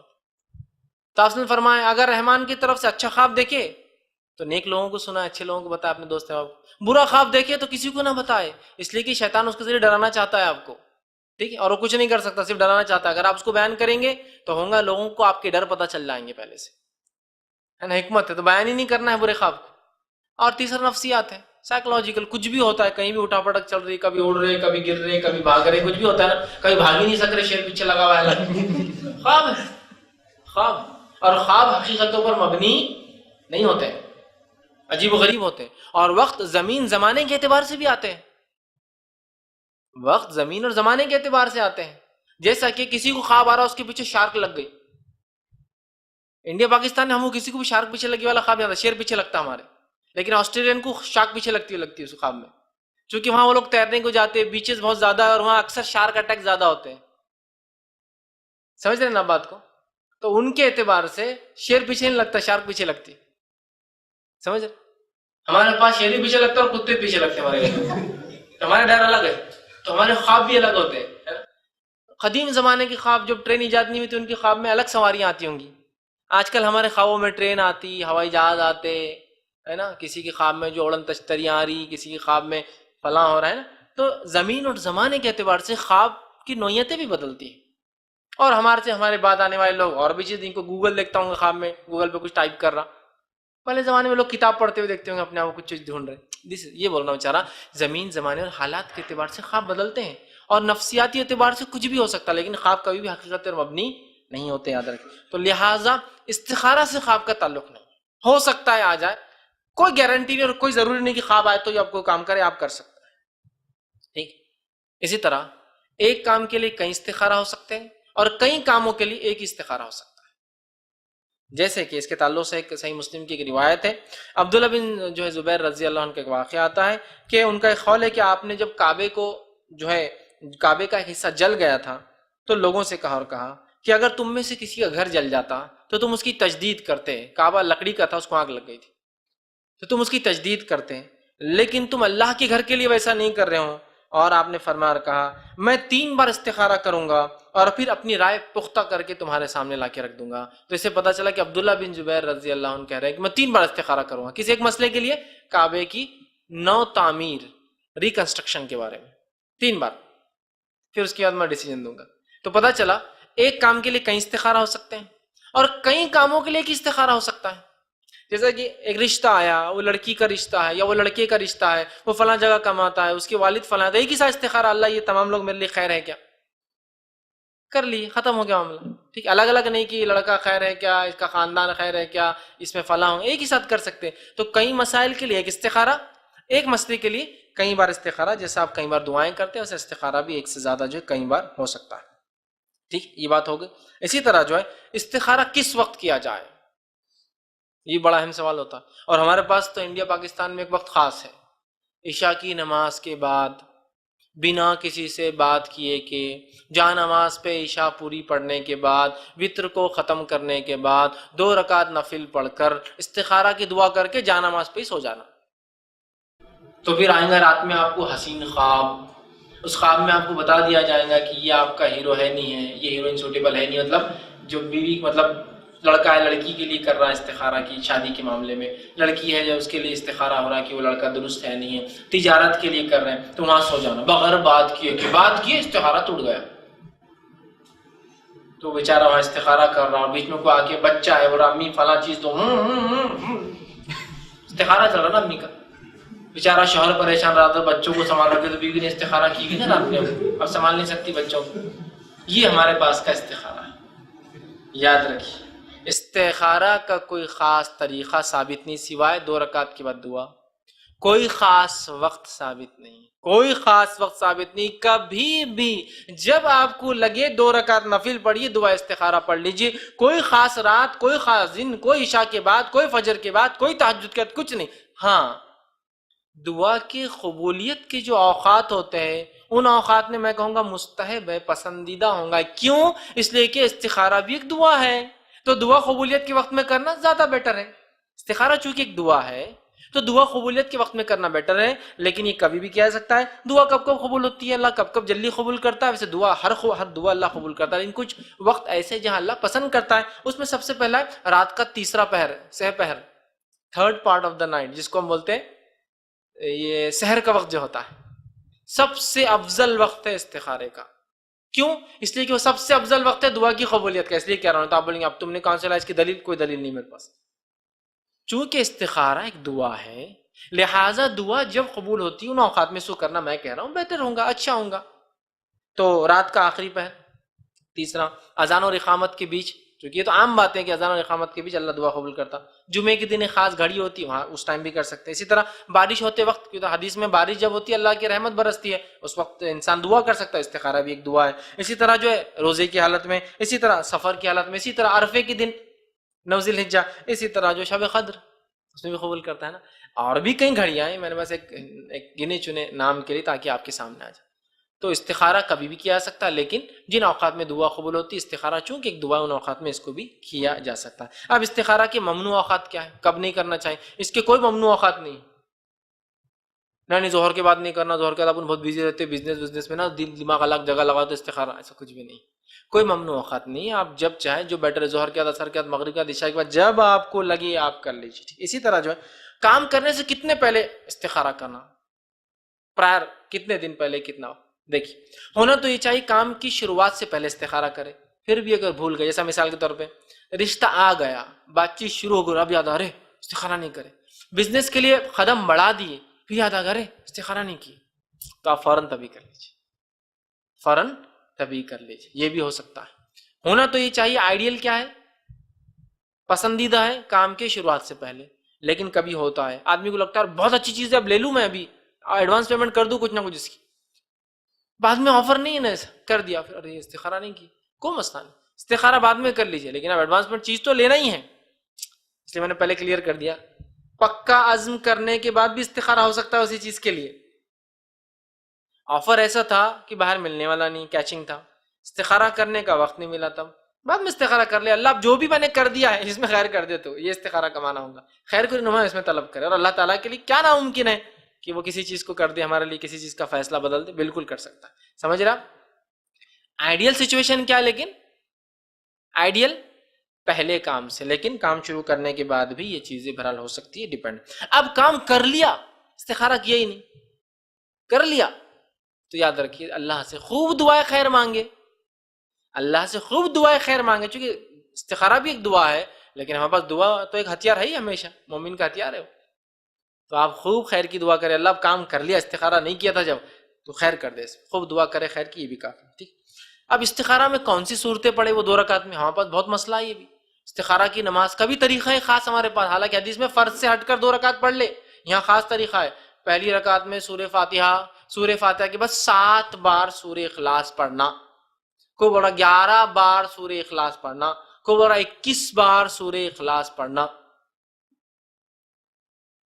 ایسا کوئی خاص طریقہ نہیں. 2 رکعت نفل جیسی پڑھتے سورہ فاتحہ کے بعد جو زمین سورہ ملانا ہے زمین سورہ ملائیے اور نماز پڑھیے، سلام پھیریے اور دعا کر لیجیے. کوئی خاص صورتیں، کوئی خاص آیتیں اس کے لیے نبی اکرم صلی اللہ علیہ وسلم نے منتخب نہیں کی. لہٰذا میں اور آپ ایسا کر کے کہ نہیں بدعت دین میں ایجاد نہ کرے. لوگ بہت خاص کرتے ہیں، ایک تو رات میں پڑھتے ہیں، عشاء کے بعد پڑھتے ہیں 11 خل 21 خل 7 خل اور پتہ نہیں کیا کیا ہے. کوئی تو 100 میں چلے جاتے ہیں، رات بھر بس سب استخارہ ہی چل رہی. فرض نماز میں اتنا خوشی نہیں، اتنا استخارہ میں خوشی رہتا ان کی. حالانکہ فرائض سب سے اہم ہے، اس کے بعد اللہ نوافل کو قبول کرتا ہے. ٹھیک ہے، تو بہرحال استخارہ کی کوئی خاص صورتیں نہیں ہیں، آپ جو بھی ہے بہرحال صورت وہ کر سکتے ہیں. اسی طرح جو ہے کیا خالی استخارہ کافی ہے، مطلب اس کی دعا کافی ہے، مطلب جو ہے استخارہ ہم کر لے بغیر دعا کے؟ نہیں، دعا بھی کرنا، اس لیے کہ آپ نے فرمایا نماز پڑھ کے دعا کریں. کیا خالی دعا پڑھ لی چلیں گا استخارہ کے؟ نہیں، نماز پڑھ کے دعا کیجیے. نہ خالی نماز چلیں گی نہ خالی دعا، نماز پڑھ کر دعا کرنا یہی شرع استخارہ ہے. ٹھیک ہے، دونوں کرنا پڑے گا. اب استخارہ جو ہے کہ ایک دعا ہے، یاد رکھیے، اور وہی دعا ہمیں پڑھنا ہے، نئی دعا کو ایجاد نہیں کرنا ہے، یا ایجاد کردہ خود ساختہ بہت دعائیں چلتی مارکیٹ میں، وہ ہمیں نہیں کرنا ہے. جو صحیح اور ثابت شدہ دعا ہے صرف اور صرف وہی کرنا ہے. ٹھیک. اب استخارہ اور خسارہ، استخارے کے بعد لاس، اس کو کیسے وہ کریں گے انٹرپریٹ؟ یار استخارہ کیا، نقصان ہو گیا، یار کیا فائدہ ہوا استخارہ کر کے؟ کچھ بھی فائدہ نہیں ہوا، اتنا پنے کر استخارہ پھر بھی نقصان ہو گیا. استخارہ اور خسارہ، اس ریلیشن کو سمجھ لیجیے. استخارہ کرنے کے بعد بھی لاس ہو سکتا ہے، نقصان ہو سکتا ہے، جو صرف ظاہری ہو سکتا ہے استخارہ کی وجہ سے اللہ نے اس کو بہت کم کر دیا ہو، اس سے زیادہ ہونے والا ہوگا. انسان کیا ہے، بہت جلد باز ہے اور سامنے کی چیزوں کو دیکھتا ہے. بھائی میں نے تو استخارہ کیا، اب ہم لیے کہ ایک عورت نے استخارہ کی، ایک آدمی نے استخارہ کی اور شادی کی، اس کے بعد بھی مسئلہ نہیں جمع، کیا فائدہ استخارہ کا؟ طلاق تو ہو گئی، کیا فائدہ استخارہ کا؟ بزنس تو ڈوب گیا. ہو سکتا ہے طلاق کے ساتھ جان بھی جا سکتی تمہاری مارپیٹ میں، ہو سکتا ہے طلاق کے ساتھ کیس بھی ہو سکتا تھا، بہت آسانی چھوٹ گئے. ہو سکتا ہے تجارت میں خالی نقصان نہیں، ڈبل نقصان ہونے والا تھا. آپ جانتے ہیں کہ تقدیر میں کیا تھا؟ نہیں. تو استخارہ کرنے کے بعد بھی ظاہری لاس ہو سکتا ہے جو دکھ رہا ہے، لیکن یہ بھی پروفٹ اور فائدے کی ہی چیز ہو سکتا ہے. اس لیے کہ ایک بزنس کو اللہ نے ڈبا دیا، تم ڈوب کے نکلے، ایک بزنس کو نئے اسکریچ شروعات سے شروع کیا اور اس میں بڑے سیٹ بن گئے تھوڑے دن بعد. تو یہ استخارہ کا فائدہ کیا ہوا؟ اللہ نے اس میں نقصان اس لیے دیا کہ اللہ جانتا تھا دوسری تجارت زیادہ بہتر ہے تمہارے لیے. سمجھ رہے نا آپ؟ یا اس کو ایک ایکسپیرینس آپ کو دلانا چاہتا ہے، ایکسپیرینس تجربہ لے لو، یہ نقصان کا تجربہ اگلے تجارت میں جو کہ نفع بخش ہوں گی اس میں کام آنے والا ہے. سمجھ رہے بات کو؟ تو استخارہ کا اگر ظاہری نتیجہ خسارے کی شکل میں نظر آ رہا ہے تو کبھی بھی آپ مایوس رنجیدہ ارے کیا ہو گیا، کیا فائدہ استخارہ کا، یہ مت سوچئے. اس لیے کہ توکل کے منافی ہے، اللہ پر بھروسے کے الٹ کام ہے. جب آپ نے استخارہ کیا تو یقین کر لیجئے میرے رب میرے لیے صحیح فیصلہ کریں گا، اور ڈٹ جائیے اس کام میں، نتیجہ جو بھی نکلے ظاہری اعتبار سے. علامہ ابن قیم رحمہ اللہ جو ہے فرماتے ہیں اپنی کتاب فوائد میں، بہت اچھی بات لکھتے ہو کہ جو انسان کو ظاہری طور سے نقصان اور فائدے دکھتے ہیں، اللہ تعالیٰ ایسا کیوں کرتا ہے؟ بڑا اچھا قول فرماتے اور کہتے ہیں، وہ لکھتے ہیں کہ ایک بچے کا مصلحت پسند جو ہے، ایک بچے کا مصلحت پسند درد مندانہ اور شفیق باپ، ایک آدمی ہے، ایک بچہ ہے، اس کا باپ ہے جو بہت اس کے لیے درد رکھتا ہے، اس سے محبت کرتا ہے، شفیق اس کا جو ہے والد ہے، باپ، جب اپنے بیٹے کے بدن کے فاسد خون کے نکلنے میں مصلحت سمجھتا ہے، فاسد خون، برا خون ہے جسم میں، ڈاکٹر کے پاس لے، ڈاکٹر کیا کرتا ہے؟ کٹ مار دیتا ہے، خون نکلتا ہے. حالانکہ نکل رہا ہے خون، لیکن باپ اس کو پسند کر رہا ہے، حالانکہ محبت کرتا ہے بیٹے سب کچھ، لیکن وہ ابھی جانتا ہے اس خون کا جسم سے نکلنا بہت زیادہ ضروری ہے، ورنہ یہ خون فاسد ہے، خراب ہے، یہ باڈی کو فائدے کے بدلے کیا کریں گے؟ اور زیادہ نقصان پہنچائیں گے. تو لکھتے ہیں مصلحت سمجھتا ہے تو اس کے جلد اور رگوں کو کاٹتا ہے. جب اس کو لگتا ہے یہی اس کے لیے بیٹر ہے تو وہ اس کی جلد کو بھی کاٹتا ہے، رگوں کو بھی کاٹتا ہے علاج کے لیے۔ اس زمانے میں علاج کا طریقہ جب بے ہوشی نہیں ہوتی ڈائریکٹ لوگ علاج کرتے تھے، مطلب انسان ہوش کی حالت میں اس کو زخموں کو صاف کرتے کاٹا کرتے۔ تو وہ کہتا ہے ایک باپ جو بچے کو پسند کرتا ہے اس کے فائدے کے لیے اس کے جسم کو کاٹتا ہے، خون بھی نکالنے دیتا ہے، کاٹتا ہے، اگرچہ اس عمل میں بچے کو سخت تکلیف پہنچتی ہے، لیکن اگر باپ سمجھتا ہے کہ کسی عضو کا کاٹ دینے سے ہی شفا حاصل ہوتی ہے تو اس عضو کو کاٹ بھی دیتا ہے۔ پیر سڑ گیا تو اس کو توڑ دینا پڑتا تھا، اس زمانے میں نکال دیتے تھے۔ تو باپ محبت کرتا ہے لیکن بچے کے بیٹر فائدے کے لیے، بیٹر فیوچر کے لیے اس اعضا کو کاٹ بھی دیتا ہے، نسوں کو بھی کاٹ دیتا ہے، پیر اعضا کو توڑ کے نکال بھی دیتا ہے۔ پھر آگے لکھتے ہیں حاصل ہوتی ہے تو عضو کاٹ دیتا ہے۔ یہ سب کچھ اپنے بیٹے کے ساتھ رحمت شفقت کی وجہ سے کرتا ہے، وہ اس سے محبت کی وجہ سے، اس کے فائدے کے لیے کرتا ہے۔ ایسے ہی اگر ایک باپ اپنے بیٹے کی مصلحت اس کا خرچ روک لینے میں سمجھتا ہے تو خرچ روک لیتا ہے۔ باپ کو لگتا ہے بیٹے کو پیسہ دینا درست نہیں، وہ خرچ روک لیتا ہے، سمجھتا ہے تو وہ روک لیتا ہے، کیونکہ وہ جانتا ہے کہ خرچ دیتے رہنا اس کی خرابی اور بگاڑ کا باعث ہے۔ ایسے ہی ایک شفیق باپ اپنے بچے کو بہت سی خواہشات کی تکمیل سے روک دیتا ہے، صرف بچے کی مصلحت اور اس کی بھلائی کی خاطر، کنجوسی کی وجہ سے نہیں۔ ایک باپ ہے سب کچھ ہونے کے بعد بھی بیٹے کو پیسہ نہیں خرچ کرتا، کیوں؟ بیٹے کے فیوچر کے لیے، برائٹ کی اگر آج خرچ کروں گا بری صحبت میں پڑ جائیں گا، آج پیسہ دوں گا برا ہوں گا، وہ روک لیتا ہے۔ تو وہ لکھتے ہیں آگے تو احکم الحاکمین اللہ رب العزت، ارحم الراحمین راستوں کو دکھانے والا، جو ہے عالم العالمین سب سے زیادہ علم رکھنے والا، جو اپنے بندوں پر جو اپنے بندوں پر جو ایسی ذات ہے کہ جو ماں باپ سے بھی زیادہ مہربان ہے، جب انہیں کسی ناپسندیدہ کام میں مبتلا کرتا ہے تو یہ ان کے حق میں بہتر ہوتا ہے۔ تو وہ لکھ رہے ہیں جیسے باپ محبت اور مشفق ہونے کے بعد، رفیق اور دوست اور محبت کرنے کے باوجود بیٹے کا اعضا کاٹ دیتا ہے، پارٹس کو نکالنے کے لیے ضرورت وہ کر دیتا ہے، مال کو روک لیتا ہے، کیوں؟ بچے کے فائدے کے لیے، اسی طرح اللہ سبحانہ تعالیٰ بھی ماں باپ سے زیادہ محبت کرنے والا ہم سے، وہ بھی کسی مصلحت کا بھی مال روک دیتا ہے، کبھی صحت کم کر دیتا ہے، مختلف کاموں کرتا ہے، اس کے پیچھے وہ کہتے ہیں مصلحت ہوتی ہے۔ تو لہٰذا اگر استخارہ کے بعد بھی نقصان ہو تو کوئی بات نہیں، آپ نے اللہ سے دعا کی تھی، استخارہ کیا تھا، طلب کیا تھا، اور اس کے بعد یہی بہتر تھا آپ کے لیے، اس کو سمجھ کے جب انسان کرے تو اس کا بہت زیادہ فائدہ ہوتا ہے۔ اور استخارہ کرنے کے بعد جو جم جانا چاہیے، اللہ رب العزت نے اپنے نبی کو یہ بات سورہ آل عمران سورہ نمبر 3 آیت نمبر 159 کے اندر فرمائی تھی، وَشَاوِرْهُمْ فِي الْأَمْرِ، اے نبی آپ مشورہ لیا کیجیے صحابی سے، پھر فرمایا فَإِذَا عَزَمْتَ فَتَوَكَّلْ اللَّهِ، اور جب مشورہ لے لے تو جم جائیے کسی ایک مسئلے پر، توکل کیجیے، پھر اس پہ جب آپ مشورہ لے لے تو پھر مشورہ لینے کے بعد اس مسئلے پر کیا کیجیے، آپ ڈٹ جائیے اور جم جائیے۔ اللہ رب العزت نے نبی اکرم صلی اللہ علیہ وسلم کو یہ حکم دیا ہے۔ تو لہٰذا ہم بھی استخارہ کریں، استخارہ کرنے کے بعد پریشان نہ ہوں، جو چیز ظاہر دکھے مشورہ لے اور اس پر ڈٹ کے کرے۔ اب استخارہ کے دیگر طریقے کیا، اور بھی طریقے، استخارہ کا جو طریقہ میں نے بتایا اس کے علاوہ کوئی صحیح اور سنت سے ثابت طریقہ نہیں ہے۔ استخارہ کا جو میں نے طریقہ بتایا اس سے ہٹ کر کوئی صحیح اور سنت طریقہ ثابت نہیں ہے، لہٰذا تمام بدعتی استخارہ ہے۔ آج ہمارے سامان میں جو چند استخارہ چلتے ہیں اس میں سے پہلا کیا معلوم، بدعتی استخارہ غلط، اس میں سے ایک ہے لوگ قرآن کو لیتے اور مصحف کو کھولتے ہیں، کھولنے کے بعد اگر جنت کی آیت آئے تو آیت کام کر لیتے ہیں، جہنم کی آیت آئے تو کام نہیں کرتے، اگر اچھے لوگوں کا تذکرہ آئے تو کام کر لیتے ہیں، برے لوگوں کا تذکرہ تو کام نہیں کرتے۔ یہ بدعتی اور غلط استخارہ ہے، اس لیے کہ قرآن کا ایسا استعمال نبی اکرم صلی اللہ علیہ وسلم نے اور صحابہ نے نہیں سکھایا۔ دوسرا طریقہ استخارہ کا جو ہمارے پاس چلتا ہے وہ یہ کہ کچھ لوگ جو ہے قرآن کے علاوہ بعض کتابیں انہوں نے بنا لی ہیں، ان کتابوں کو کھولتے ہیں، جو پنہ نکلے اور پنے پہ کیا لکھا ہو اس عبارت کے اعتبار سے اپنا کام طے کرنا ہے نہیں کرنا وہ طے کرتے ہیں، یہ بھی بدعتی ہے۔ اس طرح کچھ لوگ ہوتے ہیں جو شیخ یا پیر کے پاس جاتے ہیں اور ان سے استخارہ کی درخواست کرتے ہیں، اور پیر تو ایسے ہوتے کبھی کبھار وہ شیخ بیچارے کبھی کبھار لائیو استخارہ کر لیتے ہو، آپ ہم نے بولی شیخ فلاں بولتا ابھی 1 منٹ، جب بھی وہ استخارہ کر لیتے اور آنکھ بند ہو جاتی، جواب بھی آتا، بولتے ہاں کر لو۔ کہاں سے لائیے؟ نبی موجود ہے جس پر وحی نازل ہوتی ہے اور وہ صحابہ سے کہہ رہا استخارہ کرو، وہی نہیں کرا، یہ جواب ہے، یہ جواب ہے۔ نبی تو جانے والا ہے دنیا سے، امت کو سکھا کے جا رہا ہے کہ استخارہ کا طریقہ کیا ہے۔ شیخ اور پیروں سے کرا رہے ہیں، کوئی سو کر رہا ہے، کوئی لائیو کر رہا ہے، کوئی آن لائن کر رہا ہے، کوئی جب چاہے جب کر رہا ہے، یہ بھی غلط طریقہ ہے۔ اسی طرح کچھ لوگ جو تسبیح کے دانوں سے استخارہ کرتے ہیں، گنتے ہیں، آخر میں اگر آڈ نمبر آئے تو کام نہیں کرتے، ایون نمبر آئے تو کام کرتے ہیں۔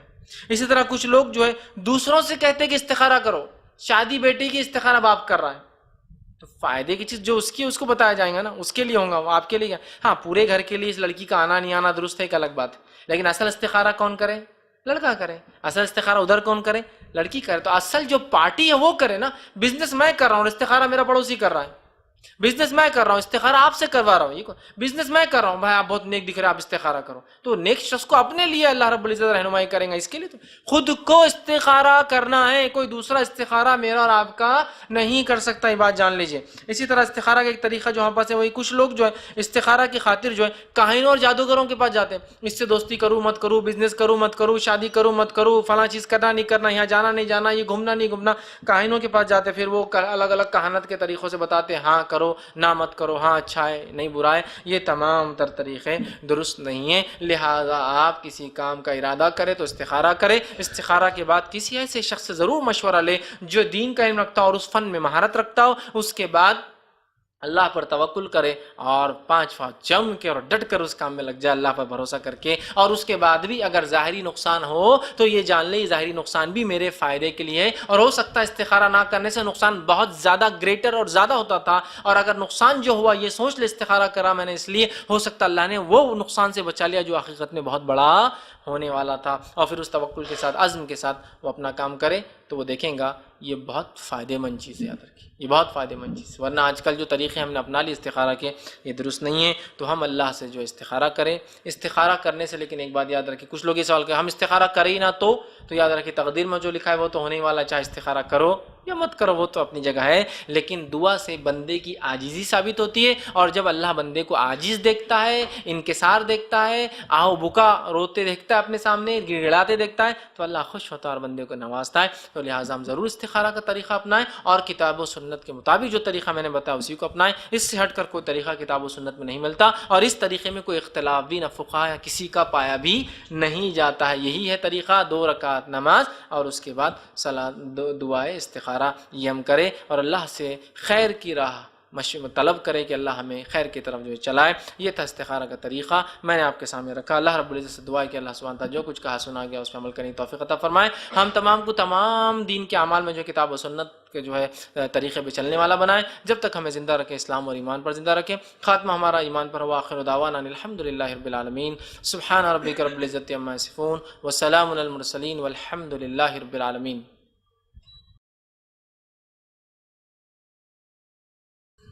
بسم اللہ الرحمن الرحیم.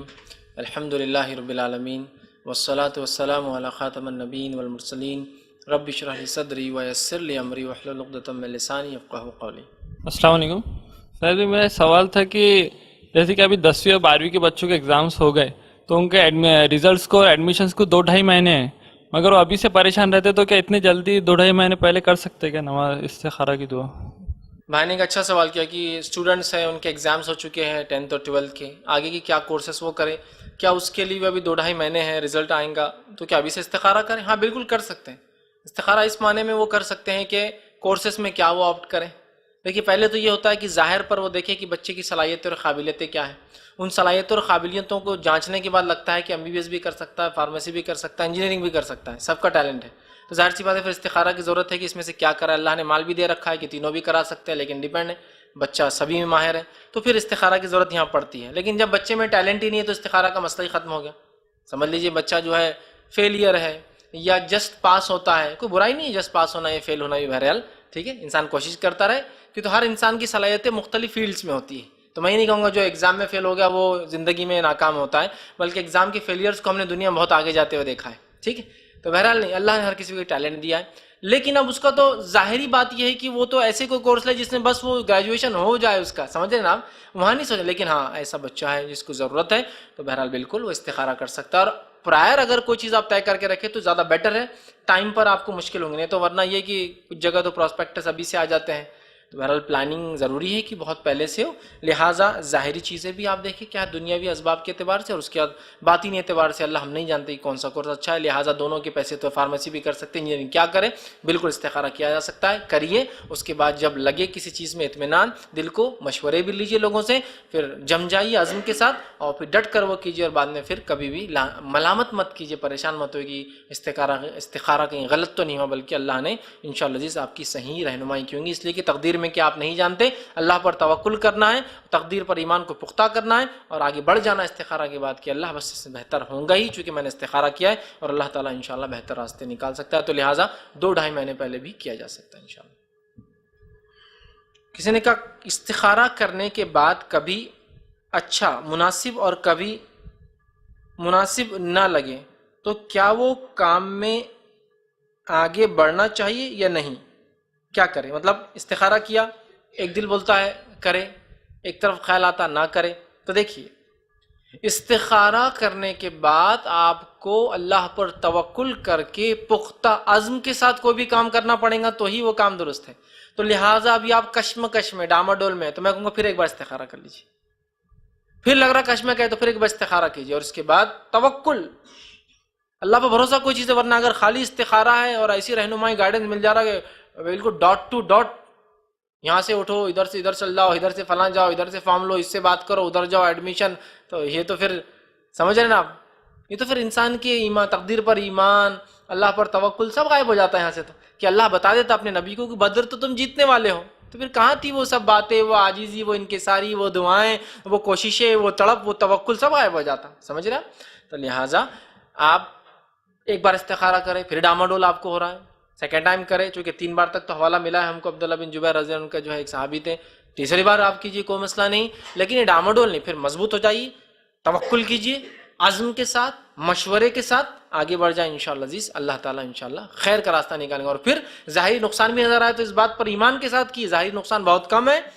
چونکہ میں نے اللہ سے دعا مانگی تھی، اگر نہ کرتا تو شاید اس سے بھی زیادہ ہوتا تھا۔ اور پھر جو ہو اس میں اطمینان رکھیں، اس لیے کہ اللہ تعالیٰ بہت بہترین راستے بندے کے لیے نکالتا ہے جس کو بندہ کبھی کبھار سمجھ نہیں پاتا ہے۔ ایک انسٹنس بندے کو لگتا ہے میرے لیے سب سے حق کی چیز ہے، اور دوسرا ہی انسٹنس بندے کو لگتا ہے میرے لیے سب سے بری چیز ہے، لیکن اللہ ہی بہتر جانتا ہے کیا اس کے لیے اچھا اور کیا اس کے لیے برا، اور جس سے وہ دل بچتا ہونے، مطلب جس کو کہیں گے دل ٹوٹنے سے، اور جس کو کہیں گے ایموشنلی ڈاؤن ہونے سے، ڈپریس ہونے سے، اور جس کو کہیں گے ہارٹ فیلئر ہی بول سکتا ہوں میں، کبھی اگر آدمی یہ چیز لگے ہاں، اور مر بھی گئے بہت سارے لوگ ہارٹ فیلئر سے اور بہت ساری نفسیاتی بیماریوں سے، سمجھ رہے نا آپ، اس سے بچ جاتا ہے جب وہ اللہ پر توکل کر لیتا ہے۔ استخارہ کرے یا نہ کرے، اللہ پر توکل کی اہمیت بتا رہا ہوں، ایمان یہی ہے، یاد رکھیے، بہت سارے فائدے ہوتے، لیکن جب یہ نہ ہو تو پھر کیا ہوتا ہے؟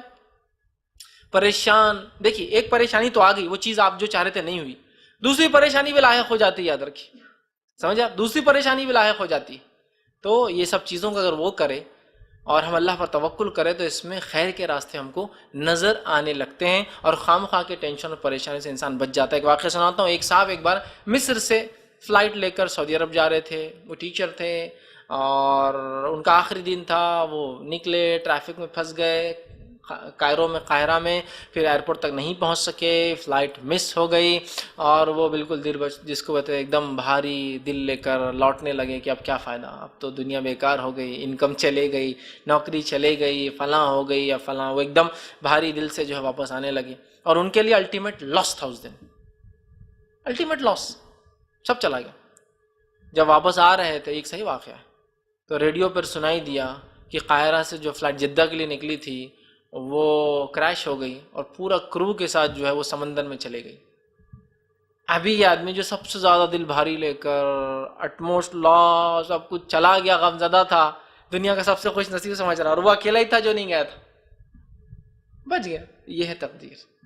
لیکن انسان وہ رکھے کہ کچھ نہ کچھ اللہ، جیسے ابن قیم الجوزی نے کہا نا کہ انسان خود اپنے بچے کے ہاتھ پیر کبھی کبھار یا رگے کاٹ دیتا ہے، خون نکالتا ہے، اعضا نکال دیتا ہے، کیوں؟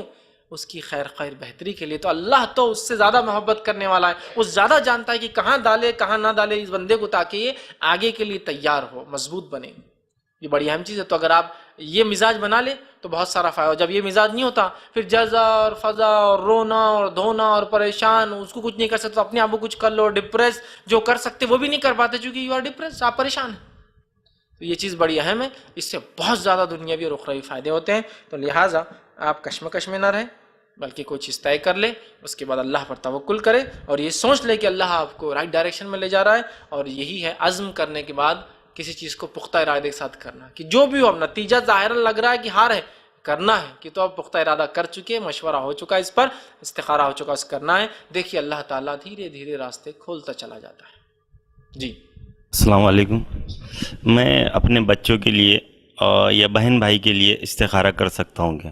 بھائی نے ایک سوال کیا، کیا وہ اپنے بچوں کے لیے اور بہن بھائی کے لیے استخارہ کر سکتے ہیں؟ تو دیکھیے، بچے چونکہ آپ کے ماتحت ہے، اگر آپ کے بہن بھائی بھی ویسی آپ کے ماتحت ہیں، فار ایگزامپل آپ گھر کے جس کو بولیے گارڈین ہے، ہیڈ ہے، سرپرست ہے، اور وہ جو مسئلہ ہے اس کا تعلق بچوں سے بھی اور آپ سے بھی ہے، بہن بھائی سے اور آپ سے بھی ہے، سمجھ رہا؟ تو ایسے مسئلے میں جہاں ان کا بھی کچھ چیز اڑی ہے اور آپ کا بھی کچھ ہے، تو وہ بھی استخارہ کریں، آپ بھی کریں. یا بچے اور بہن بھائی اتنے چھوٹے جو آپ کی کفالت میں ہیں، آپ جن کے ذمہ دار ہیں اور وہ آپ کے ماتحت ہے، جو استخارہ نہیں کر سکتے، تو پھر آپ ان کے بدلے استخارہ کر سکتے کہ بھائی اسکول میں ڈالوں یا نہ ڈالوں، یہ کورس کراؤں نہ کراؤں. بچہ بہت چھوٹا ہے، ابھی سمجھ لیجئے سلیکشن ابھی سے ہو رہا ہے کہ 4th میں کوئی سلیکشن ہے کہ بھائی کوئی فیلڈ چن لے. یہاں تو نہیں ہوتا، لیکن بہت سارے کنٹریز میں 4th 5th میں کچھ اسٹریمز فکس رہتی ہیں ان کو، مطلب ان کے پاس کمپٹیشن نہیں ہوتا ہے. لہٰذا کسی کو اگر میڈیسن میں جانا ہے تو وہ 5th کے بعد سے میڈیسن فیلڈ میں چلا جاتا ہے، اسی میں جاتا ہے، سمجھ رہا؟ وہاں کمپٹیشن نہیں، سب کو ایڈمیشن مل جاتے ہیں. تو کوئی 5th کے بعد انجینئرنگ فیلڈ میں جاتا ہے. انڈیا میں 10th اور 12th کے بعد ڈیسیجن ہوتا ہے، وہاں ایسا نہیں ہوتا ہے. 10th کے بعد کچھ ڈیسیجنس یہاں ہوتے ہیں، کامرس، آرٹس، سائنس، اور 12th کے بعد فائنل ہوتا ہے، وہاں ویسا نہیں ہوتا ہے. تو ڈیپینڈ ہے، پھر پیرنٹس بھی کر سکتے ہیں وہاں کی بھائی کیا کرنا ہے استخارہ. اچھا یہاں رکھوں یا بورڈنگ میں ڈالوں، یہ بھی ہو سکتا ہے. بہت ساری چیزیں، یہاں رکھوں یا مدرسے میں ڈالوں، مدرسے میں صحیح ہے، یا پھر رہ کر ڈالوں یا وہ سٹی میں شفٹ ہو جاؤں. تو بہت ساری چیزیں جو آپ سے ریلیٹڈ ان کے ایشوز ہیں اس میں آپ کر سکتے ہیں. اگر وہ چھوٹے ہیں تو بھی آپ کر سکتے ہیں، یا پھر دونوں کا مل کر ہے، وہ بھی بالغ ہے آپ بھی بالغ ہیں، ٹھیک ہے، لیکن اب مسئلہ دونوں کا مل کر ہے. جیسا کہ آپ کی بیٹی ہے، نکاح کا مسئلہ ہے، تو اب بیٹی کا مسئلہ ہے کہ بیٹی آپ کے ماتحت ہے، کچھ بھی مسئلہ ہے تو والد ہی ذمہ دار ہے. بیٹی کا بھی مسئلہ ہے کہ اس کی شادی، ظاہر سے اس کی بھی زندگی کا مسئلہ ہے، تو بیٹی بھی استخارہ کرے، والد بھی استخارہ کرے. بھائی ہے، دوسرا بھائی آپ کا کچھ گھر لے رہا ہے جس میں دونوں کے لیے ضروری ہے، بھائی بہت بڑا پیسہ انوالو ہے، یہ بزنس کر رہا ہے جو کہ پیسہ آپ نے کمایا ہوا، وہ تو چھوٹا تھا آپ کا بھائی، اس کو لگا رہے ہیں، تو اب اس میں دونوں کا مسئلہ، اس کا بزنس ہے، آپ کا انویسٹمنٹ ہے، وہ بھی استخارہ کرے، آپ بھی کریں. لیکن یہ ہرگز درست نہیں ہوگا کہ مسئلہ تو پیورلی ان کا اور استخارے صرف آپ ہی کرے. نہیں بھائی آپ بہت نیک ہے، آپ کرتے جاؤ، ارے انہوں نے چچی کا کیے تھے بہت فائدہ ہوا، ان کے بیٹے کیے تھے فائدہ ہوا، بیٹی کا کی فائدہ ہوا، اب ہمارا بھی کرو، پھر پڑوسی آ کے بول رہا میرا بھی کر دو، پھر وہ رشتہ دار بول رہا ارے ان کے استخارہ کبھی غلط نہیں ہوتا، ان سے کروا لو. وہ نہیں ہوگا. جس کا مسئلہ ہے وہ کرے، سوائے اس کے کہ اگر وہ آپ کے ماتحت ہو، چھوٹے ہو، یا پھر دونوں کا مشترکہ کامن کوئی ایسا مسئلہ ہو جس میں دونوں ڈیسیجن لے رہے ہو، تو پھر وہ بھی کرے اور آپ بھی کرے. ایسا ہو سکتا ہے انشاءاللہ، پھر اس میں کوئی حرج نہیں ہوگا. السلام علیکم فیض بھائی. میرا سوال ہے کہ ہم چھوٹے سے چھوٹے کام کے لیے استخارہ کر سکتے ہیں کہ جیسے کہ موبائل خریدنا ہے یا پھر گھر میں دوسرے گھر کرائے سے لینا ہے ایسے. اور دوسرا ایک سوال ہے کہ میں نے ایک بار دیکھا تھا کہ ایک لڑکی ایک مطلب جیسا آپ نے بتایا تھا ویسی شخص کے پاس گئے تو انہوں نے بتایا کہ فلاں فلاں جگہوں پہ سے ایک رشتہ آیا ہے, تو انہوں نے چپ پہ آنکھ لگایا, اچھا وہاں پر ہے کیا, وہ گھر کے یہ ایڈریس ہے کیا, کر لو بولے. تو کیا یہ شرک میں شامل ہے؟ اچھا کسی سے پوچھ کر کرنا. ہاں پوچھے انہوں نے آنکھیں لگائے, اچھا ایسا ایسا ہے ایسا ہے تو آپ کر لیجیے بولے. دیکھیے بھائی نے دو سوال کیے کہ کیا ہر چھوٹی اور بڑی چیز میں استخارہ درست, جیسا کہ چھوٹی چیز دنیا میں ایسا موبائل خرید رہا ہے یا گاڑی خرید رہا ہے. دیکھیے ڈیپینڈ ہے, کسی کے لیے یہ چھوٹی بھی ہو سکتی, کسی کے لیے بڑی بھی ہو سکتی. یہ ڈیپینڈ سیناری اور سچویشن ہے انسان کے اکنامیکل کنڈیشن کے اعتبار سے. ٹھیک, جیسا کہ کسی کے لیے موبائل بائیں ہاتھ کا کھیلے کبھی بھی لیتا ہے اور وہ کر لیتا ہے, کسی کے لیے موبائل لائف ٹائم اچیومنٹ ہے کہ اس نے وہ ایک ہی چیز لے سکا. ڈیپینڈ ہے یہ. تو بہرحال ہاں ہر چھوٹی اور بڑی چیز, چونکہ چھوٹی اور بڑی چیز اس کی شخصیت, اس کے حالات اور اس کے سٹیٹس کے اعتبار سے بدلتی ہے. ہاں ہر چھوٹی اور بڑی چیز کے لیے استخارہ کیا جا سکتا ہے, لیکن استخارہ کے بعد پختہ عزم رکھے, توکل کرے اور پھر کام کی طرف آگے انسان بڑھ جائے. مطلب دنیاوی رہنمائی بھی اس کے لیے ضروری ہے.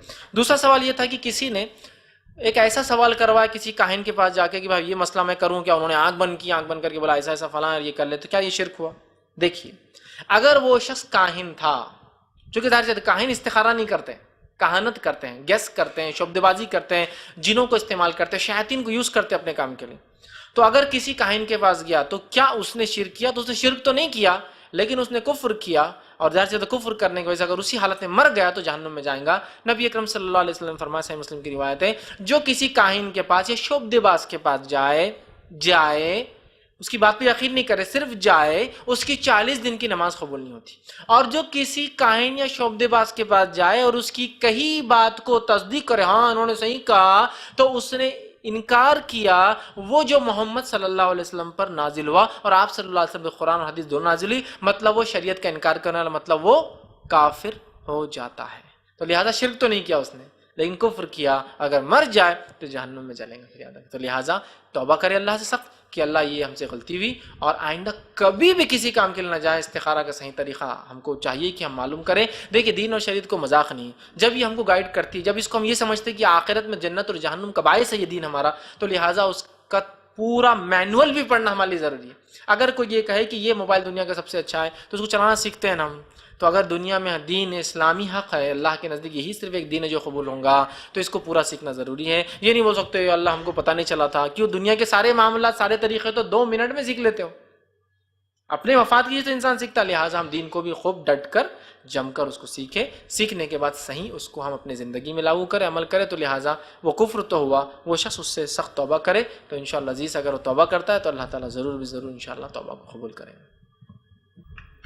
کسی سوال کا استخارہ کریں کسی چیز کو، ایگزامپل گھر کو، اور دل مطمئن نہ ہو پھر بھی سیل آؤٹ کر دیا، تو کیا یہ اللہ کا مشورے کے خلاف جانا ہوگا؟ بالکل نہیں. میں نے پہلے ہی بول دیا استخارہ کا تعلق نہ دل کے کھلنے سے ہے، نہ خواب کے دکھنے سے، نہ کام ہاں صحیح ہوگا غلط ہے. استخارہ کا تعلق اللہ سے عاجزی، انکساری، اس پر توکل، اس کے اسماء و صفات پر ایمان لانے پر، اور اس کو سب چیزوں کا کرنے والا جس کو ہم کہتے ہیں احکم الحاکمین ماننے پر ہے، اور جو ہے وہ تقدیر کا لکھنے والا ہے، اور ہم تقدیر پر ایمان لانے سے اس کا تعلق ہے. تو لہٰذا اس کا تعلق اس سے نہیں. تو لہٰذا اگر آپ نے استخارہ بھی کیا اور دل مطمئن نہیں تھا نا، تو مطمئن نہیں تھا تو آپ ہی کیوں سمجھ رہے کہ نگیٹو ہے؟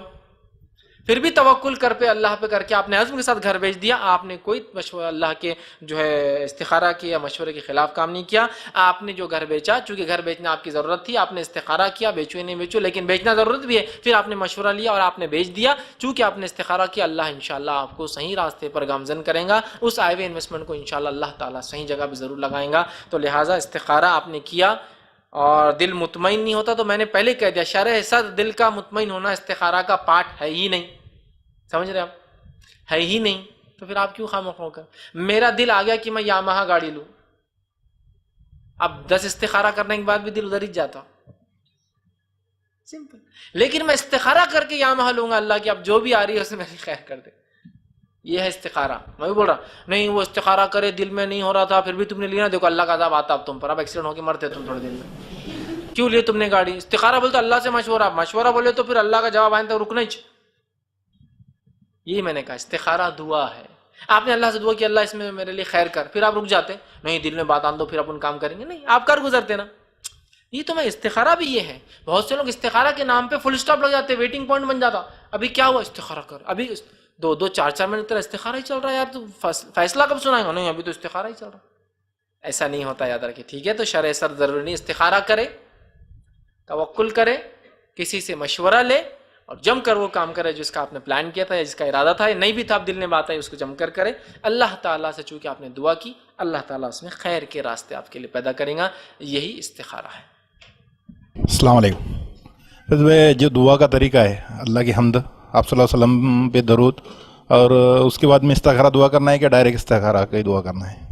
بھائی نے سوال کیا کہ استخارہ کی دعا جو نماز ہے استخارہ کے بعد صلاۃ الاستخارہ کے بعد ہم کریں گے، تو یہ سیدھے کرنا ہے یا دعا کی جو ترتیب ہے اللہ کی حمد و ثنا، نبی اکرم صلی اللہ علیہ وسلم درود و پھر دعا استخارہ؟ دیکھیے حدیث میں الفاظ ہے 2 رکعت فرض کے علاوہ پڑھے اور استخارہ کرے، استخارے کی دعا پڑھے. تو لہٰذا استخارے کے حد تک میں کہوں گا 2 رکعت نفل پڑھیے اور اس کے بعد سیدھے استخارے کی دعا کر لیجیے. سمجھا؟ چونکہ حدیث میں الفاظ کیا ہے کہ آپ صلی اللہ علیہ وسلم نے ہمیں استخارہ سکھایا جیسے قرآن کی صورتیں سکھاتے ہیں، اور آپ نے فرمایا 2 رکعت فرض سے ہٹ کر پڑھ اور استخارہ کی دعا پڑھ. تو میں کہوں گا آپ 2 رکعت نفل نماز پڑھیے فرض سے ہٹ کر اور استخارہ کی دعا سیدھے کر لیجیے یہاں، چونکہ وہ دعا جو آپ نے نماز پڑھی وہ خود حمد و ثنا اور درود کو انکلوڈ کر چکی ہے آلریڈی. اب آپ کو استخارہ کے لیے کیا نا آپ نے، وہ 2 رکعت نفل ہے، نیت استخارہ کی ہے، تو لہٰذا اب آپ کو ڈائریکٹ استخارہ کی دعا کرنا انشاءاللہ. وہ ترتیب یہاں فالو کرنے کی ضرورت نہیں ہے انشاءاللہ. السلام علیکم فیض بھائی. ایک شخص تو اپنی بولتے ہیں مدرسے تعلیم حاصل کا، قرآن حفظ کرے ہوا بچہ ہے، تو انہیں تراویح کی نماز بھی پڑھا ماشاءاللہ، اور الحمدللہ بہت ذہن نہیں تھا، مگر آج سنگر بننے کے لیے گمراہی کی راہ پہ نکل گئے، سنگر بننے کے لیے آؤٹ آف نکل گئے. اس کی اصلاح بہت کی مگر سمجھ میں نہیں آیا قرآن و حدیث، تو اس کی اصلاح کیسے کرنا چاہیے؟ تو بھائی نے ایک سوال کیا کہ ایک شخص ہے جو حافظ قرآن ہے لیکن بعد میں انہوں نے یہ طریقہ چھوڑ کر جو ہے وہ گانے کے شعبے میں لگ گئے، سنگر بن گئے، اور اس کے لیے وہ اپنا گھر بار چھوڑ کے چلے گئے، ان کی اصلاح کی کہ دیکھیے آپ کا کام ہے ان کو سمجھانا، ان کو منانا، ان کو بتانا، لیکن اس کے بعد بھی اگر وہ کوئی راہ اپناتے ہیں تو ظاہر سی بات ہے اللہ تعالیٰ آپ سے اس کی پوچھ نہیں کریں گا، آپ کا کام ہے ان کو صحیح چیز بتانا اور اس کو بعد چھوڑ دینا۔ اور کبھی کبھار ہوتا ہے انسان ایسے راستوں کو اختیار کر لیتا ہے جو ظاہری بہت برے ہوتے ہیں، لیکن بعد میں کبھی نہ کبھی اسے نصیحت ہوتی ہے، واپس آتا ہے، تو لہٰذا آپ اس سے تعلقات مت توڑیے، اپنے بات چیت کو جاری رکھیے۔ ہاں یہ الگ بات ہے کہ اس سے ہم نوالا ہم پیالہ مت ہوئیے، تاکہ اپنی ناراضگی کا اظہار کرے کہ ہم ناراض ہیں تمہارے اس ڈیسیجن سے، ٹھیک ہے، اور اس کے بعد جو ہے اس کی دوستی باقی رکھیے اور ہمیشہ خیر خواہی کے مشورے دیتے رہیں۔ لگے کہ تائب ہوتا ہے، لوٹتا ہے، پریشان ہوتا ہے اور واپس آتا ہے دین کی طرف، تو ظاہر سی بات ہے آپ سے دوستی ہوں گی تو مشورے بھی آئیں گا اور واپس بھی آئیں گا۔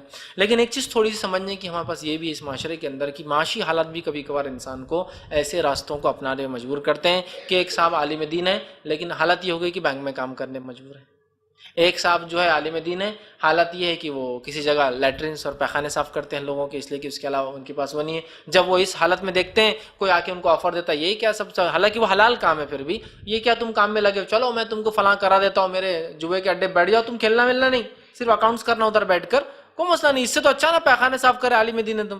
اور پھر وہ انسان معاش کے لیے، پیسوں کے لیے، اور اگر ان کے ساتھ معاشی مسئلہ ہے اس معاشی مسئلے کو حل کرنے کی کوشش کریں۔ ہوتا ہے کبھی کبھی شہرت کا مسئلہ ہے یا فیلڈ میری پسند کی چیز یہ ہے، وہ ایک الگ چیز ہے، پھر ان کو دھیرے دھیرے وقت لگے گا سمجھنے، لیکن یہ ہے تو اس کو دور کیجیے، ورنہ معاشی مسئلہ، پیسوں کا مسئلہ بہت سی بار انسان کو بہت ہی عجیب و غریب گھنونی بات کرنے مجبور کرتا ہے۔ بہت سے لوگ علماء کا مذاق اڑاتے ہیں، حافظوں کا مذاق اڑاتے ہیں، عالموں کا مذاق اڑاتے ہیں، فلاں عالم صاحب تھے 100 کی نوٹ پہ پھسل گئے، فلاں عالم صاحب تھے نہیں بولے 500 دیا تو کام کر دیے، تو کہیں نہ کہیں یہ ایک انڈیکیشن ہے کہ سمجھ جاؤ قوم کے جو لیڈرز جن کو آپ نے بنایا ہے ان کو آپ نے پیسوں سے اتنا مجبور کر دیا کہ یہ خریدے بھی جا رہے ہیں اور بیچے بھی جا رہے ہیں، ہے نا۔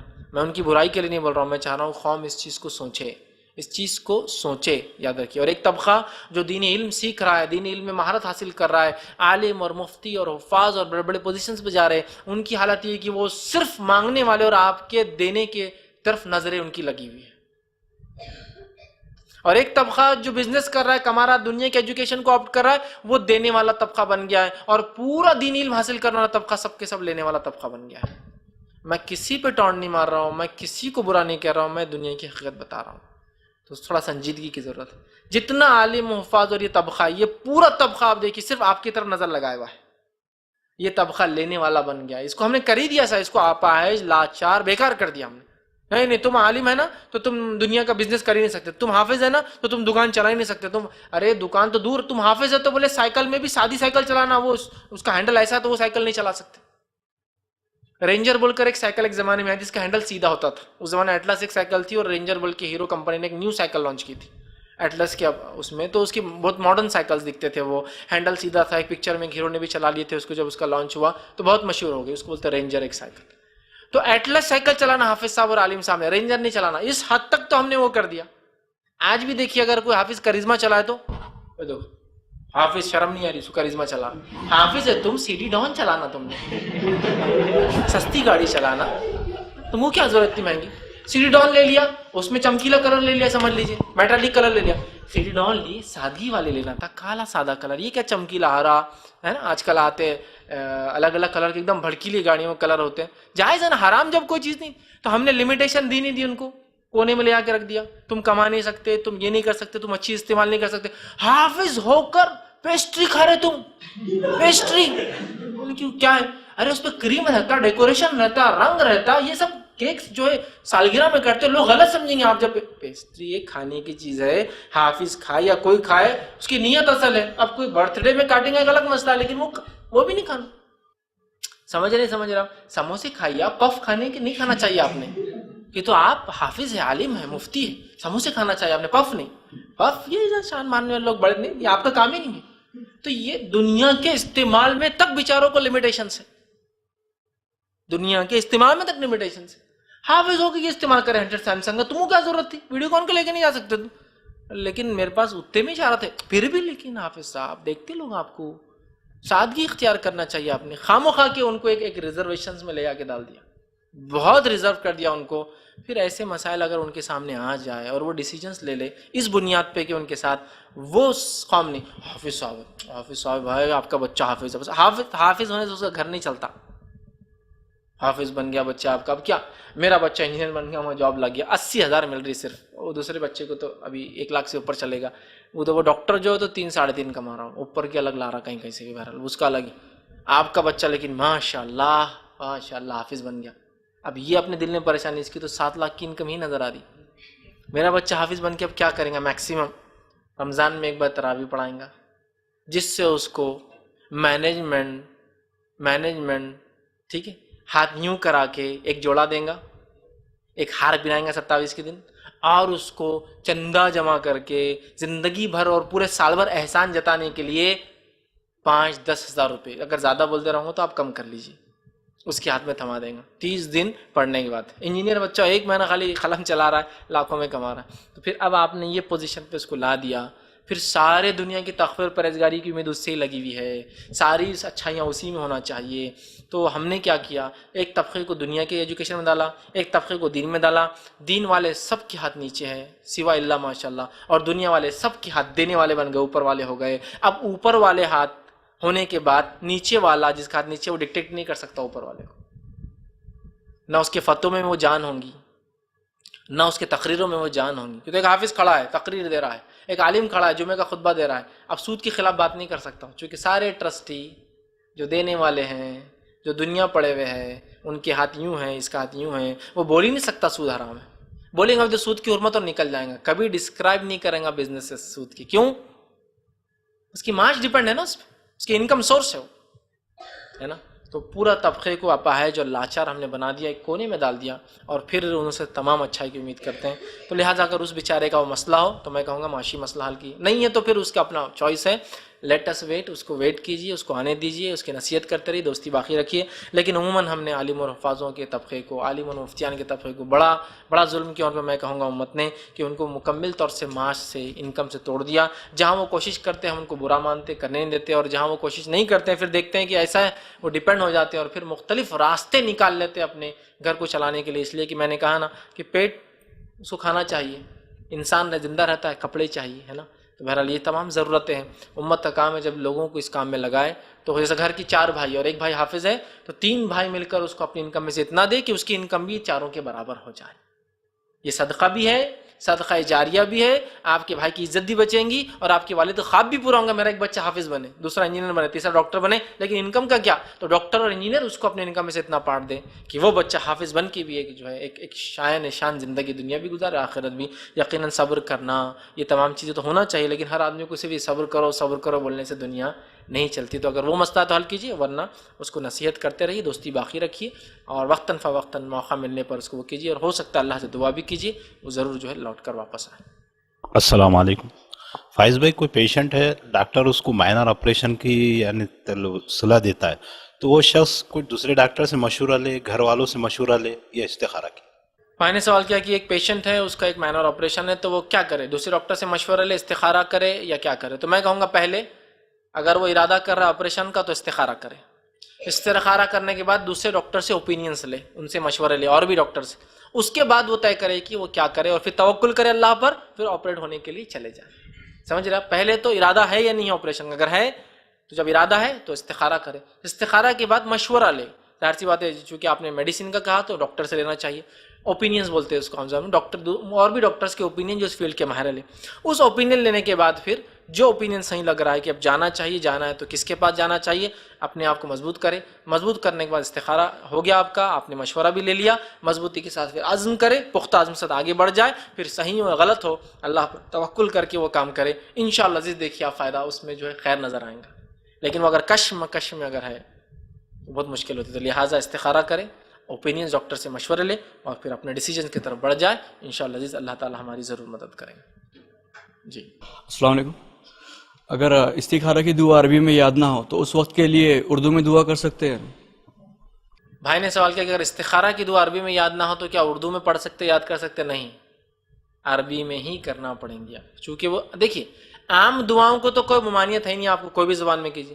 لیکن جب بات ایک خاص دعا کی ہو رہی ہے تو خاص دعا چونکہ ہے تو وہ عربی میں ہی ہوں گی، تو نماز پڑھیں گے اور نماز کے بعد اس دعا کو عربی میں ہی کریں گے۔ استخارہ کی دعا کا ترجمہ پڑھنے سے استخارے کا فائدہ آپ کو نہیں ہوگا، اس لیے کہ وہ خاص دعا ہے۔ آپ صلی اللہ علیہ وسلم صحابہ فرماتے ویسے ہی ہمیں استخارہ سکھاتے جیسے قرآن کی صورتیں سکھاتے، اور قرآن کی صورتیں عربی میں، استخارہ بھی عربی میں، لہٰذا استخارے کا ترجمہ، ہاں ترجمے کو بھی آپ یاد کر لے تاکہ کبھی دعاؤں میں بھی اس کو پڑھ سکتے ہیں، اس ترجمے کو آپ دعا کر رہے ہیں ہم تو اس میں کر رہے ہیں، لیکن استخارہ کی دعا یاد کرے اور عربی میں، اگر یاد نہ ہو تو پھر دیکھ کر پڑھے، اور دیکھ کر بھی نہیں پڑھ سکتے تو کسی کو بولے ڈکٹیٹ کرنے کو اور پھر آپ اس کو ریپیٹ کر، لیکن عربی میں چھوڑ کر اردو میں پڑھنے سے یا ترجمہ پڑھنے سے وہ مسئلہ حل نہیں ہوگا۔ السلام علیکم فیض بھائی، فیض بھائی سوال تھا کہ جو جج ہے جو ججمنٹ دیتا ہے یا پھر لوکل پرسن کوئی رہتا تو محلے کا، وہ لوگ ان کے پاس آتے کہ ہمارے گھر کا مسئلہ حل کر دیجئے، تو کیا وہ فیصلہ دینے کے لیے استخارہ کر سکتے ہیں؟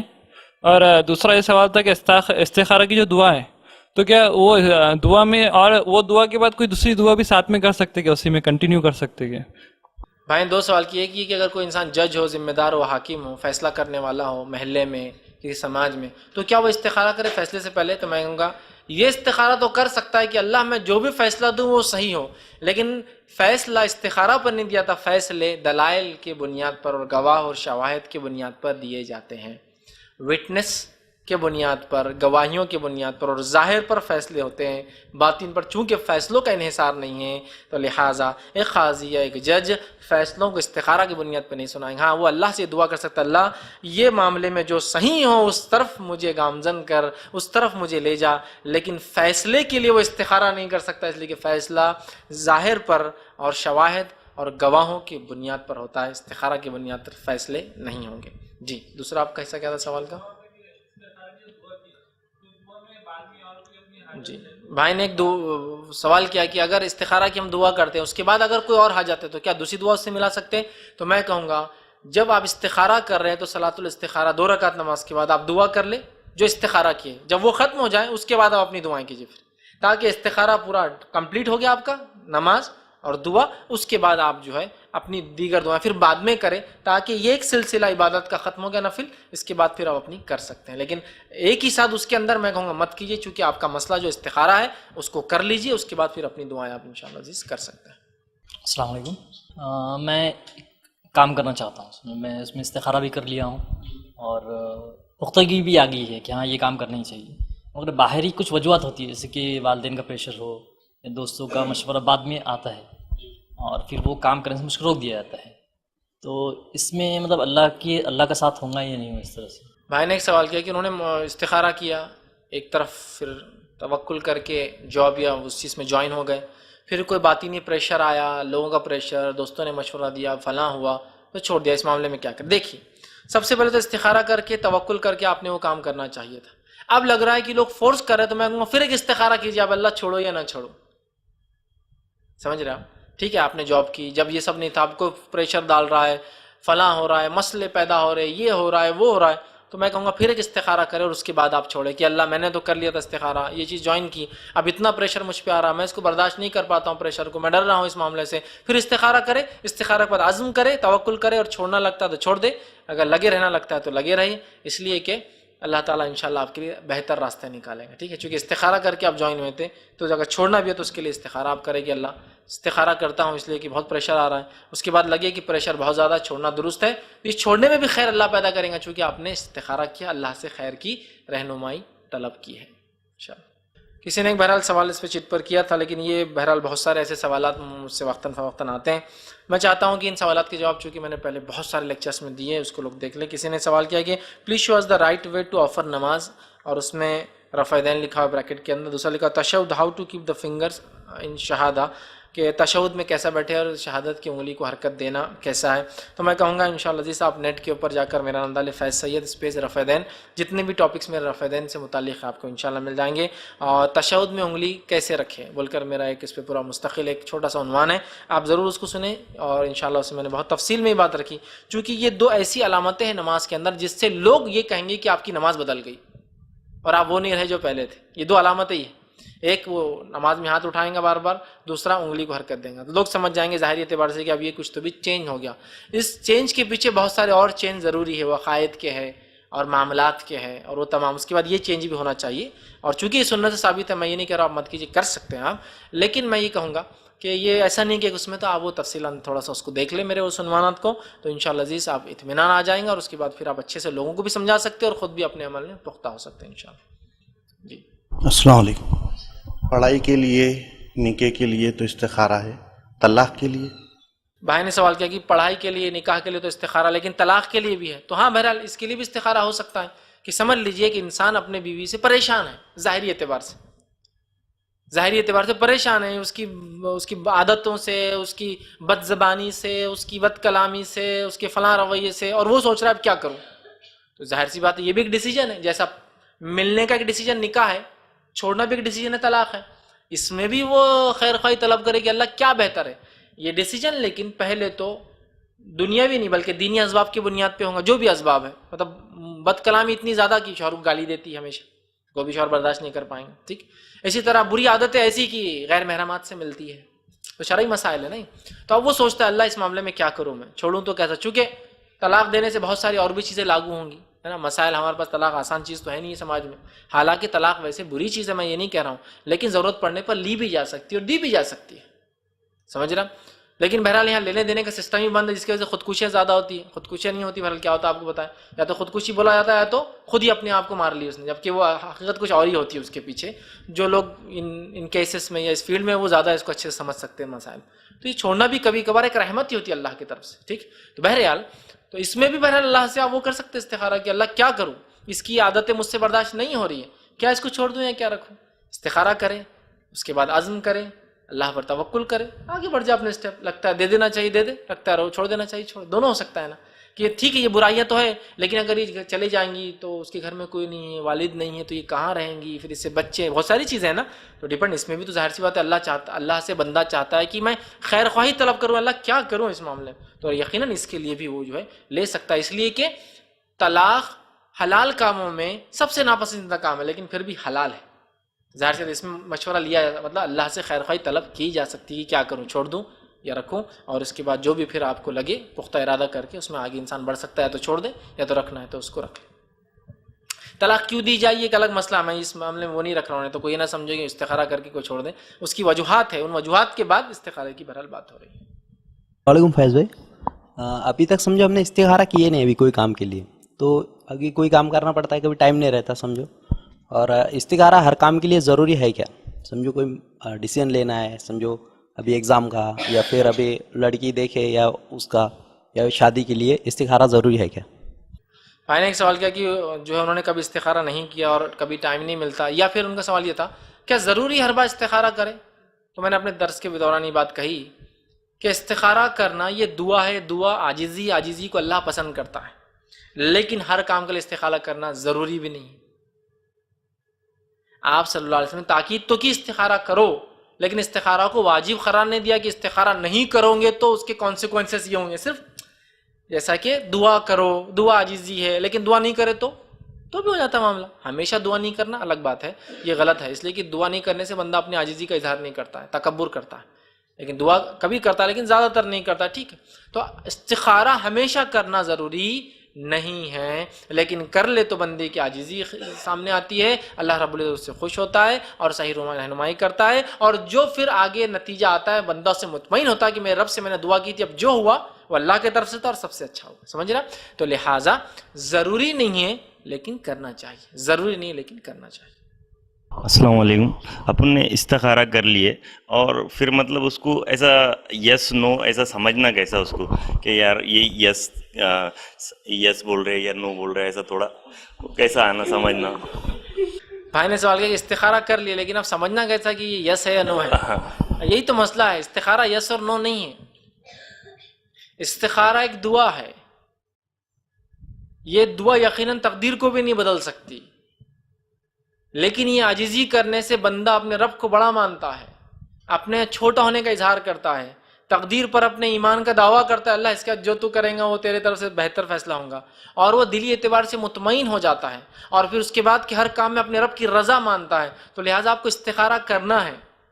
اس کے بعد اب نہ اور ہاں کے بیچ میں تو مشورہ لیجئے کسی انسان سے جو اس مسئلے کے اندر دین کا علم رکھتے ہوئے دنیا کا علم رکھتا ہے، اور اس کے بعد توکل کر کے اس کام پہ چل گزریے، یہی استخارہ ہے۔ ایکچولی استخارہ کوئی ایسی چیز نہیں ہے کہ دو بٹن ہیں، کہ وہ لائٹ چالو ہونے والا کہ استخارہ کر کے کھڑے کہ اب یس اور نو، نہیں. استخارہ ایک طرح کا عمل ہے کہ اللہ آگے کیا ہونے والا میں نہیں جانتا ہوں. تیری ذات ہی ایک ذات ہے جو سب کچھ جانتی ہے آگے کیا ہونے والا. تو ہی خیر کا دینے والا، تو ہی شر کا دینے والا ہے. اس مسئلے میں میرے لیے خیر کر دے اب جو میں کرنے والا ہوں. سمجھ رہے آپ؟ اس کے بعد کر گزریے وہ کام آپ کو جو لگتا ہے. آپ نے سوچا بچے کو یہ اسکول میں ڈالو، یہ اسکول میں ڈالو، استخارہ کیا، دل ایک طرف مائل ہوا نہیں ہوا، لیکن دنیاوی اعتبار سے کیا دکھ رہا ہے؟ ادھر کی اپنی فائنینشیل سٹیٹس نہیں ہے فیس بھرنے کی، ادھر کی اپنے وہ بھی ہے. چلو کسی انسان سے بھائی صاحب آپ علم رکھتے ہیں اسکولوں کا، اس کا ذرا مجھے بتائیے. انہوں نے کہا یہ ہے، تو آپ پختہ ہوتے جا رہے ہیں. ایک طرف آپ کا دل تھا فائنینس کی وجہ سے آپ سیکنڈ اسکول میں جاتے، فرسٹ مہنگا تھا. اس کے بعد کسی آدمی نے بولا وہ سیکنڈ اسکول زیادہ اچھا ہے، پڑھنے والے بچے تو کہیں بھی پڑھتے بھائی، کوئی ضروری نہیں، بہت اچھا اسکول جہاں بھی آپ ڈالے. آپ نے کہا نہیں یہ بات بھی اچھی دکھ رہی. پھر آپ نے سوچا نہیں سیکنڈ اسکول بیٹر ہے، عزم کر لیجئے، پختہ ارادہ کر لیجئے اور چلے جائیے اسکول میں ڈال دیجئے بچے کو. اب جو بھی ہو اللہ کی طرف سے. تو استخارہ کو رائٹ اور نو بول کر آپ کو کوئی جواب نہیں آنے والا، یہ بات یاد رکھ لیجیے. بہت سارے لوگ اسی میں ویٹ کر کے 3 4 مہینے سے ویٹ کرے استخارہ کا جواب آنے. اور مسئلہ بہت بڑا نہیں ہے، ایسے کئی ڈیسیجن دن میں لینا ہے نا. پھر ایک آدمی جو مینیجریل پوزیشن پہ 50 ڈیسیجن دن میں لے رہا، اب کتنے استخارہ کریں گے؟ سمجھ رہے؟ لیکن استخارہ وہ معاملے میں جہاں دل پریشان ہوتا ہے، تو جب انسان دعا کرتا ہے تو اللہ کو کارساز بنا کے مسئلہ چھوڑ دیتا ہے. اللہ بس اب تو سب کچھ میں نے کر لیا. اب جو ہوتا ہے اس کے بعد وہ کہتا ہے میرے رب کی طرف سے تھا، میں نے چونکہ استخارہ کر یہ کام کیا. تو نو یا یس بول کے کوئی ڈیسیجن نہیں آئے گا، آپ کو طے کرنا ہے. اس کے بعد ہو سکتا ہے اللہ گائیڈ کرے کسی بھی ذریعے، خبر کے ذریعے، حالات کے ذریعے، معاملات کے ذریعے، اسٹیٹس کے ذریعے، آپ کی کنڈیشن سے پتہ چل رہا ہے کہ ہاں درست نہیں ہے، پھر بھی آپ نے کیا تھا استخارہ. آپ اس چیز کو وہ کیجئے. پھر جو بھی طے کرے آپ فیصلہ مشاورت کے ذریعے، مشورے کے ذریعے عزم کیجئے، پکا توکل کیجئے، پھر کر گزرے. پھر مت سوچیے کہ یار وہ پہلے یار غلطی ہو گئی. نہیں، وہ سب صحیح تھا اس لیے کہ آپ نے اللہ سے رہنمائی طلب کر کے وہ کام کیا تھا. لیکن ایسا یس یا نو جیسی کوئی چیز نہیں آنے والی ہے اس کی. ہو سکتا دل میں کبھی بات آئے، پاسبل. خواب بھی کبھی آ جا، پاسبل. ضروری بالکل نہیں ہے، سننے سے ثابت بھی نہیں کہ ایسا ہوتا، لیکن ہو سکتا ہے اللہ ایسی بھی رہنمائی. دل میں بات آ رہی ہے نہیں یہی کرنا چاہیے، یس گو آن. دل میں تھا یہی کروں، پھر بھی استخارہ کیا، چلو اس طرف بڑھتے ہیں. اب اللہ کی مدد ہے، چونکہ آپ نے اللہ سے مدد مانگی اور رہنمائی مانگی ہے، دعا کی، آپ کر گزریے. اس کے لیے کوئی یس یا نو جیسا رپلائی نہیں آنے والا ہے. اور اسی پہ اپنی بات انشاءاللہ عزیز ختم کریں گے. وآخر دعوانا الحمدللہ رب العالمین. سبحان ربک رب العزۃ عما یصفون وسلام علی المرسلین والحمد للہ رب العالمین.